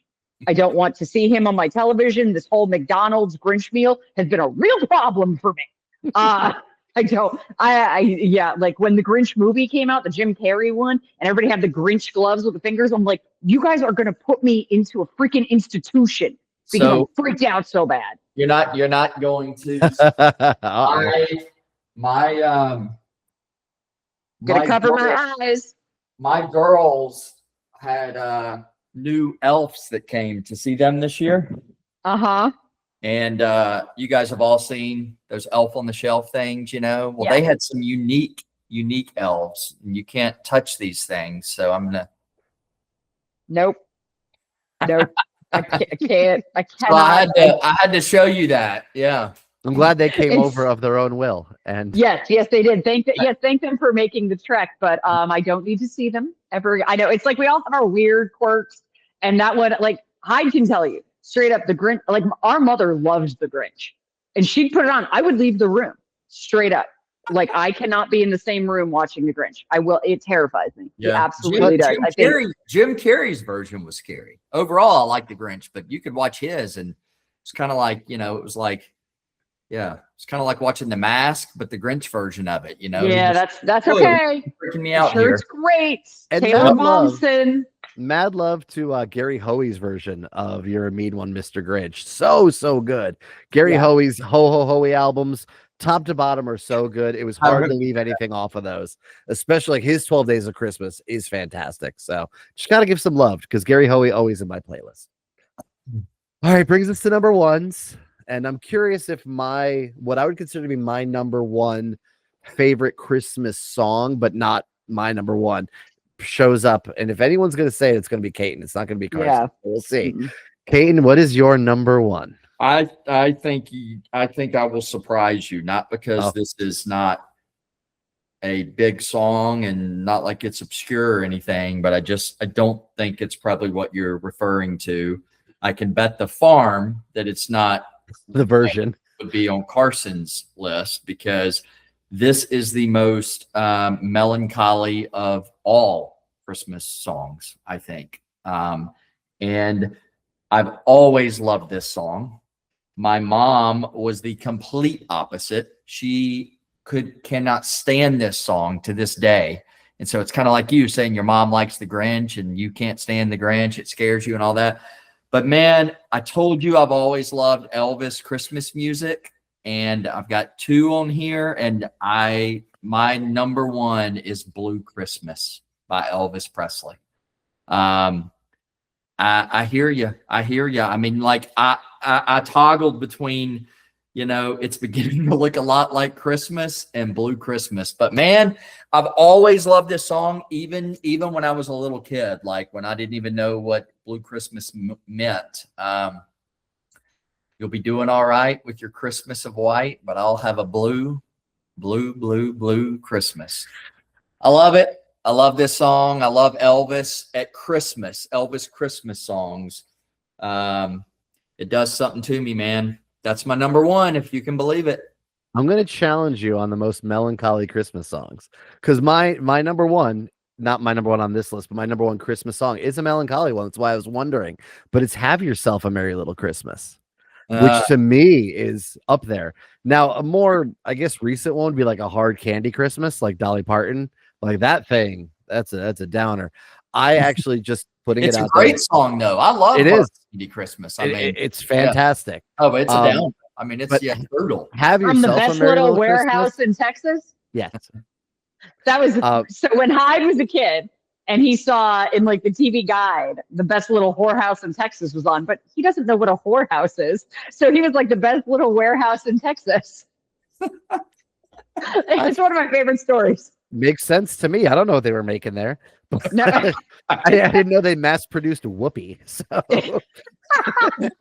but I've always thought Have Yourself a Merry Little Christmas, Judy Garland. Oh, like, Judy will rip your heart out. That's the thing. When I think melancholy, and I think honestly, it probably is my favorite Christmas song, regardless of who does it. It's so good. It's just extremely well written. It's fantastic. So that's why I was thinking when you're talking melancholy, Blue Christmas is literally a song I can't stand. A lot of people are like that. I hate the production. I hate the I hate those. Yeah. Tom Kiefer's version is decent. I like Kiefer's version. It's decent. Yeah, a lot of people can't stand that. I knew it would be somewhat controversial. I mean, there's definitely, it's a love or hate deal. I mean, every time at Christmas, all I do is play Christmas music this time of year. And like every time if my parents are visiting, like that comes on, and my mom's like, "Oh, turn that! I can't stand that song." And I'm like, "What? I Those are my favorites." I side with your mother on this. I am very much I knew team you mom. would. I knew you would. But well, and part of it, but Hyde's right, is it's so irritating because actually Blue Christmas in and of itself is not a terrible song. And No. honestly, Elvis's delivery is not It's bad good. at all. It's the choice and production with those backing vocals just killed it. What I will say, what I do love about Blue Christmas, there's a sentiment, and I don't know if Hyde's ever put this together, but we were talking about our grandparents living in Pennsylvania, and they had 2 rooms set up for Christmas. We had their formal living room, which is where you would do Christmas morning. But we also had a Christmas tree in their family room, which was an addition on this beautiful old house. So it was a sunroom. It's all glass. Please tell me And it's all blue lights. it was all blue lights. Oh, Because our grandma, yeah. she would have the tree in the living room that she decorated. Well, the tree in the sunroom, in the family room, was for the kids, for all the grandkids. So when we would show up, the only thing she would do is she'd put the C9s. It was the biggest, bluest bulbs you'd ever seen. And that was all done, but we would get to throw tinsel at the tree. Nice. And yeah, so that's what I associate Blue Christmas with, the kids' Christmas tree at our grandparents' house. So that's why there's a little warm spot for me in it. Yeah. Although, God, I cannot handle those backing singers. It's so much. It's so much. Horrible. So it's funny you say that because, and that's why I kind of said, please tell me they were blue lights. What, like I do think about, not every time, but I do think about often when I hear Blue Christmas, the song, I do think about the the Christmas lights, because I love that. I absolutely love the old school blue lights. And quick story, when I went a few years ago to Graceland at Christmas time, it was really cool. And they told the story, like outside, he had lining the walkway, all in the front of Graceland. It's nothing but blue lights. And Elvis wanted to do them all around Graceland, like all around, all in the back and the land and everything. And his dad, Vernon, convinced him not to. He said, "Hey, literally, Elvis, planes are going to mistake this as like a landing strip." Because it was just the driveway, and it was all in lights. And he was like, don't do it, man. That's too risky. Like somebody's going to land on you. That's fair. Yep. I love it. All right, Carsen. Number your one. Number one. Who's going to go? My number one that has been mentioned, the 1963 Andy Williams. It's the most wonderful time of the year on the Red Christmas album. When you see Andy Williams with the red behind him, that's the album that it's on. Do you hear what I hear is on the green one? Like you were saying, this is the gateway song to Christmas. This is pure joy. It's pure whimsy. It is so light and so fluffy. And yet what he does in this song vocally, it's so big and it's so joyous. And it's just, you can't help but smile. But also the lyrics of this song that start recounting everything you're going to do at Christmas. And while we might not tell scary ghost stories anymore, which I feel like I have to explain to people time and time again, they're like, what are they talking about, ghost stories? Like, oh, that was a Victorian thing. They would tell ghost stories at Christmas. I have an entire volume of Christmas ghost stories. Also, you've heard of Ebenezer Scrooge. A Christmas Carol is literally a ghost story. And they're like, oh, yeah, right. I go, so you've heard a Christmas ghost story.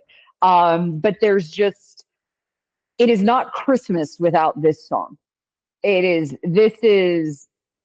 just what Christmas is to me in audio form. And it is from my patron saint of Christmas, Andy Williams. However, as much as I am very much purist, what I was talking about Holiday Road, do not touch a Lindsey Buckingham song. What are you doing? However, Garth Brooks, your version of It's the Most Wonderful Time of the Year, sir, I told him, I said, anybody who tries to touch Andy, I will slap your knuckles. However, Garth Brooks, because that man is pure joy and he is pure love. He's got the twinkle in his eye and you can hear it in his voice. And his version is absolutely can stand up there. I still like Andy better, but I do love Garth's version. I need to listen to Garth's. I know I've heard it, but yeah, I need to go back and listen to that. Yeah, you're number one. Nice. Nice. Mm-hmm. Again, Sorry, I hit it earlier. I could tell it was going to be high up there by your reaction, but I didn't know it would be number one. Yeah. Again, it's jovial. It's the gatekeeper song to the holiday. No doubt about it. All right. My number one. What you got? Your number one. What you got? No shock to anyone. Comes from a concept album about a Serbian girl, a Bosnian boy during the middle of the Serbian-Bosnia conflict in the middle of the 90s. And it's a retelling of a bit of a story of a man who during a standoff just went out in the middle of the town square every day and played him some cello, and gradually people joined in. And so a certain band decided to retell this story while this conflict was still going on in the world. The 90s were a strange time. So Savatage, little underground metal band, never really hit as big as they should have on Headbangers Ball and everything, but just couldn't quite get to the big time as they should, is going through a transition. Their lead guitarist passes away 3 years earlier in a drunk driving accident. They make another album. The singer leaves the band. He left the band before, who is his brother, the guitarist's brother. This band at this point has not had the same lineup consistently on an album and would continue that trend until their final album. But there's a nugget on this album called Dead Winter Dead, as you can see right here. And this song was controversial for the band. John Oliva, the creative force behind the band, said, I don't want Christmas bells, jingle bells on this album. We're a metal band. No. But Paul O'Neill, a guy who was creatively very involved with the band as well as being their producer, said, trust me on this. They record a song called Christmas Eve, Sarajevo 1224. It's on this album, Dead Winter Dead, and they shop it to radio stations. And radio stations take one look at the CD and say, Savatage, we don't play them. So Paul O'Neill, being a smart man, worked for Atlantic Records for years, says, okay, Trans-Siberian Orchestra. Let's put that on the CD. Here you go. And a legend is born. Yeah. Trans-Siberian Orchestra, in name alone, is my number one, but it's really Savatage off of Dead Winter Dead. But we'll say Christmas Eve, Sarajevo 1224 from Christmas Eve and Other Stories. You know the song. It begins with that lone cello playing God Rest Ye Merry Gentlemen until we go into Carol of the Bells and a whole lot more. Just an excellent song. And this is, much like the first two albums, with the exception of vocals, the first two Trans-Siberian Orchestra albums are the members of Savatage. And that's it. The guy, the Mountain King, is playing all the piano on there. This is the greatest justice to these guys that this band never made it that far. They have their fans, and we are loyal and we are diehard. But Trans-Siberian Orchestra has brought the members of that band more success than Savatage ever could. Oh, yeah. And John Oliva made the joke, okay, my voice was the problem, I guess. But it's just, this hit the right spot. It's not over the top, and yet it is over the top. It's understated while being overstated.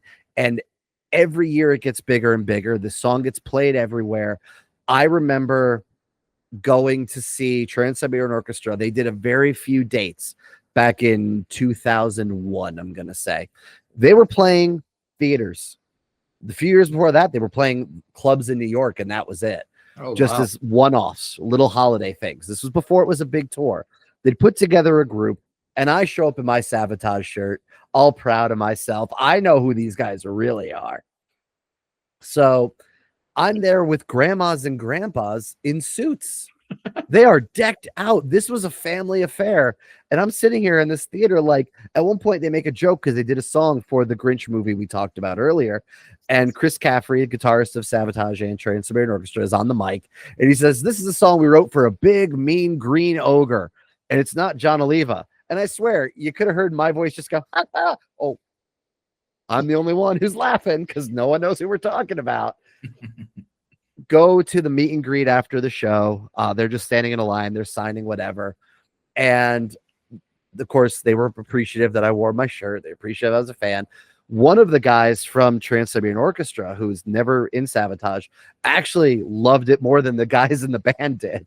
He was the singer. He did a song called Music Box Blues, and just phenomenal voice, exceptional talent. Unfortunately, also passed away in a car accident, I believe in 2004 or 2005, right about when Dimebag Darrell passed away. And his name was Diamond Darrell Pettiford. And if you know anything about Dimebag Darrell, he was originally Diamond Darrell. So it was very weird when people couldn't figure out, like, who are we talking about, because it just wasn't as big a news. But every year that I've gone to CTSO, I love this. I wear my Savatage shirt. Zach Stevens from Savatage has joined the band in the recent years. He is pointed directly at it. He always says he makes it a point to point out the Savatage shirts. I interviewed Jeff Plate, drummer of both bands, talked to him when I was wearing this exact shirt, and he was like, so you know where it comes from and you see how big it's gotten. Like, it is an institution. For some people, it's Bing Crosby. For some people, it's us. And you have to love that, pay tribute to it. None of these guys is sitting here going, this is my B plan. They're saying, this is beyond our wildest dreams. And to see those smiling faces every year from generations is as good as it can be. So as much as us Savatage fans get all butthurt about it sometimes, you got to love TSO. You got to love Trans-Siberian Orchestra. And the fact that really to hit with an instrumental in an era where no one's really putting on an instrumental song over Mariah Carey or whatever, they did. It struck the right chord, and it works to the point where they play 2 shows a day, every day for a month and a half. With different versions of the tour. Different versions, yes. East Coast and 4 West shows Coast. a day, really. Yeah, I mean, So, TSO is an insanely cool redemption story. Yes. I mean, it's a story of redemption that not everybody, probably the majority, are clueless that there's a redemption story there. Absolutely. So it's like Savatage is getting the glory, and those members are not all of them, like you said, not all the OGs and stuff, but yeah, I mean, it's crazy. It's almost unbelievable. Well, it's almost not believable to think that a metal band can, sell out arenas for 2 months a year. Yeah. The music's not that different, man.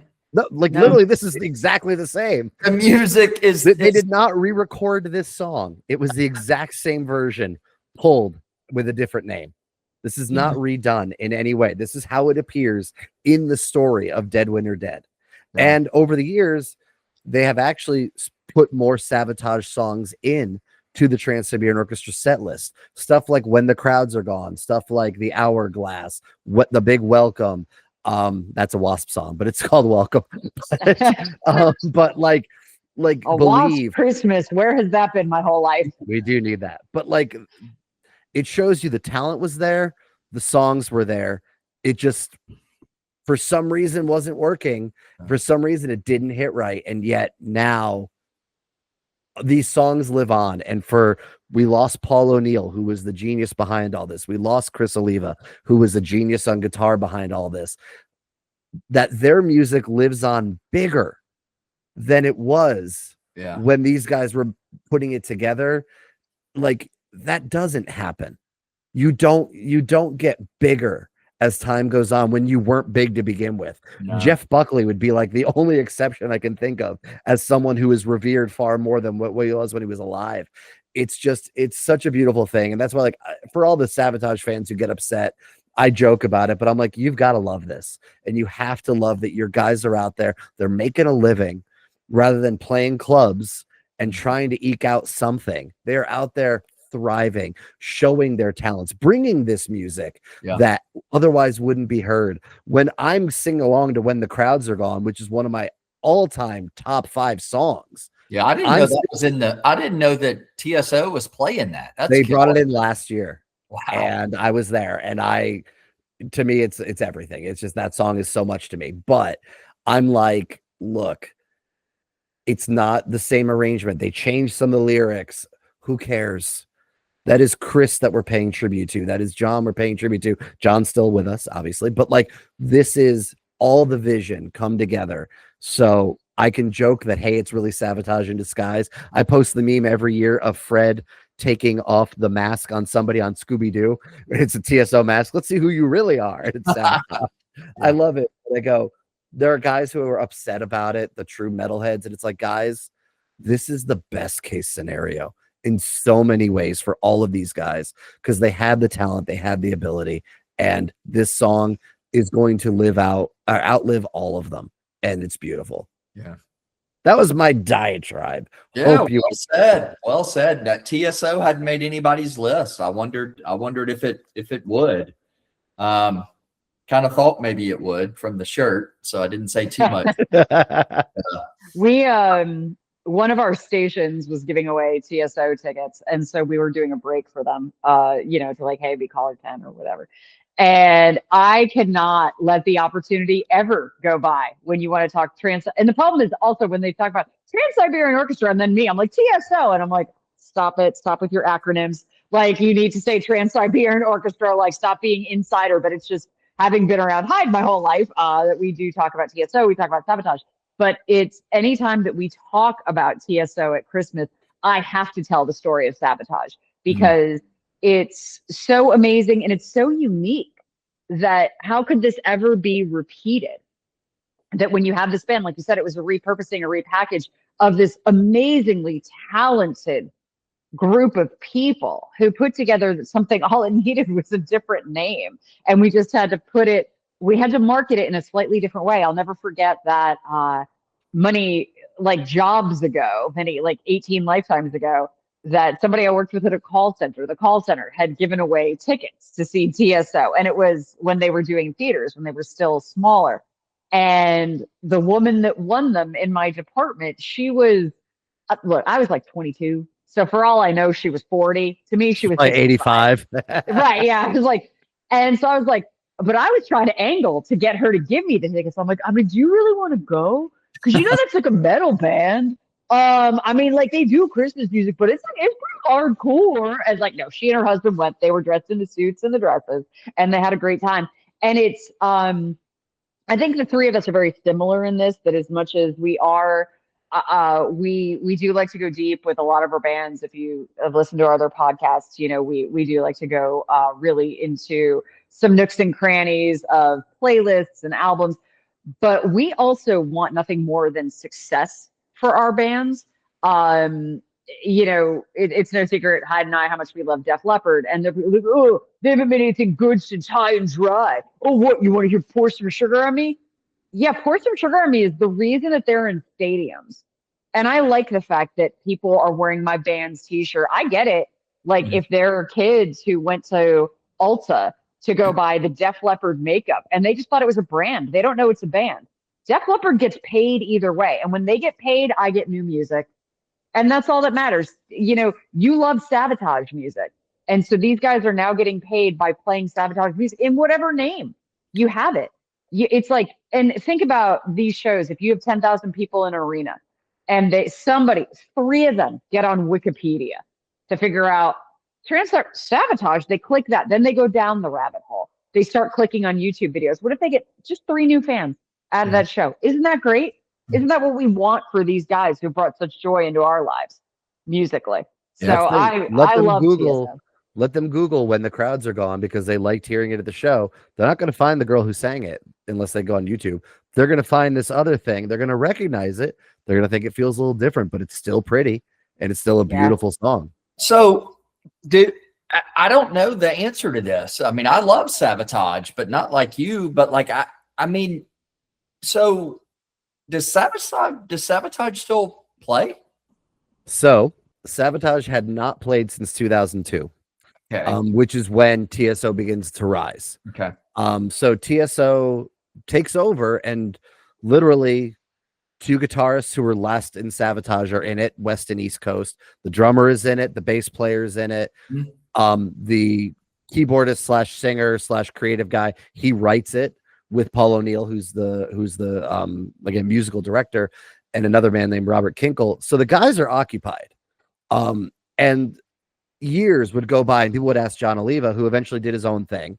He did a side project, and it was like, well, when are we going to get Sabotage? He's like, look, if we're going to do Sabotage, we have to spend a year making an album, right? We have to then tour on that album, which means taking TSO off the road. Mm-hmm. Why would we do that? As he puts it, with no hint of irony, he's like, I have made millions of dollars from TSO. Sabotage as a corporation owes me money. Yeah. Because I sunk so much into it personally. We never recouped it. He's like, I have gold and platinum albums all over my walls. Not a single one says Sabotage.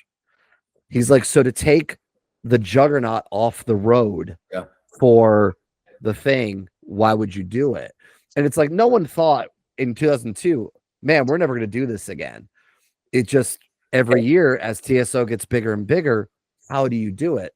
So finally, this past year, it was announced late 2024 that Sabotage was coming back this past summer. And so, like, at the show I went to, when they introduced Zachary Stevens, who's the singer of Sabotage as well as John, they said Chris Caffrey's like, you know, my brother in the past and in the future. And I was like, yes. And so they did a tour. They did some European dates. So doing more European dates next year. There was Talk of America, which again, I saw them in a club in 2001. So you're still not talking. They're not going to play a theater. They're not a big enough band, but they haven't announced anything for America yet. And a lot of people are beginning to speculate. John Oliva's had some health issues. I knew that. They're beginning to speculate that he's getting back in a place where hopefully he can rejoin. And that's when they'll do America. Is keep the name out there. You guys have worked for it. He did a version of Believe via satellite, like via video, and the band plays with him, which is great. And it seems like hopefully we're just kind of hoping he can get to that stage. If he can't, he can't. But we'd love to see the Mountain King back. And so Sabotage exists again. And there is supposed to be a final album called, I believe, Final Curtain. There's enough material for a 2-record album, according to John. Hopefully it'll see its light. But right now they've been paused because you don't stop this. You can't. What's so cool about Trans-Siberian Orchestra? It's funny.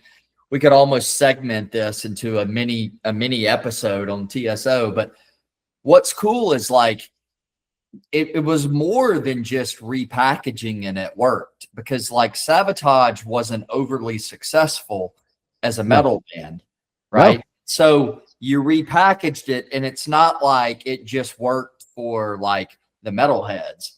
The trick of it all was like it worked on a whole like unknowing audience that's wearing dresses and suits. And so it's crazy, because you've heard people say, you know, a good song is a good song is a good song, you know, and we're all good examples of that. Like, you know, you go from, you know, the heaviest of heavy metal to, you know, Kelly Clarkson, or, you know, I mean, Hyde, as people will learn, is about as eclectic as anybody on this podcast when it comes to his musical taste. But I mean, a good song is a good song is a good song. And so that just kind of shows Sabotage, the musicianship, the talent that was there, you know, and it's like you repackage that, and it's like not just metalheads swarmed around it, but like the masses were like, this is a good song. This is good. This is good music. You know, it's crazy. It's crazy. It's a very interesting redemptive story there. Yeah. It's like a hair metal guy who sang about having sex with girls who were 17 writing a ballet. You know, you just don't see it coming. No. There's your nod, Winger. There's your nod. Again, there was so much talent. And where we do talk about our music, and we're very tribal about our music, but there is so much talent that writing pop ditties is easy. Writing a song like 17 is easy. But Kip Winger has more to offer. Sabotage has more to offer. All these guys have so much to offer. And if they don't want to, they don't have to. If there's nothing wrong with being happy singing whatever song. And then when you do want to stretch your wings, it's a beautiful thing. So to our honorable mentions, I spoke about this for a second, but Have Yourself a Merry Little Christmas, as sung by Janie Lane. You want to talk about one of those reasons I still get sad when I think of Janie. He is so good on that one. If you've not heard it, I can't recommend enough. I love Warrant's version of Father Christmas. Yes. That was if we'd done a top 15, that was going to be on there. Absolutely. My big honorable mention, nobody mentioned this, which does surprise me. Brenda Lee. Nobody mentioned Brenda Lee, man. Yeah. Rocking around the She would have been Christmas. at top 15. She Oh, I would have love it. absolutely been. Love it. Love that. So I had that that was on my list as we started this, and I moved some things around. So I'm glad to have a chance to mention that. And then what I think I had it was Lindsey Buckingham, Christmas Vacation. We talked about that earlier, but that was an honorable mention for me. Is there a worse song than Santa Baby? I mean, Dominic the Donkey notwithstanding. But Christmas Shoes. Maybe it's Christmas cold Shoes. outside. What it Christmas Shoes is the worst ever. You did. Can y'all hear me? yes. Yeah. Okay. I lost you for a second. Let me tell you. Baby It's Cold Outside, What's as the song done by called? Is it Baby It's Cold Yeah. Outside? Is that the name Yeah. of it? as done by Dean Martin, let me tell you, almost made my list, as a matter of fact. Barry I love it. Manilow's could have been on mine. I also like Idina Menzel, and I think it's Michael Bublé who did it more recently. That they did Garth a fantastic and job at Trisha. it. Honestly, Garth and Trisha do a great version of it. That's fair.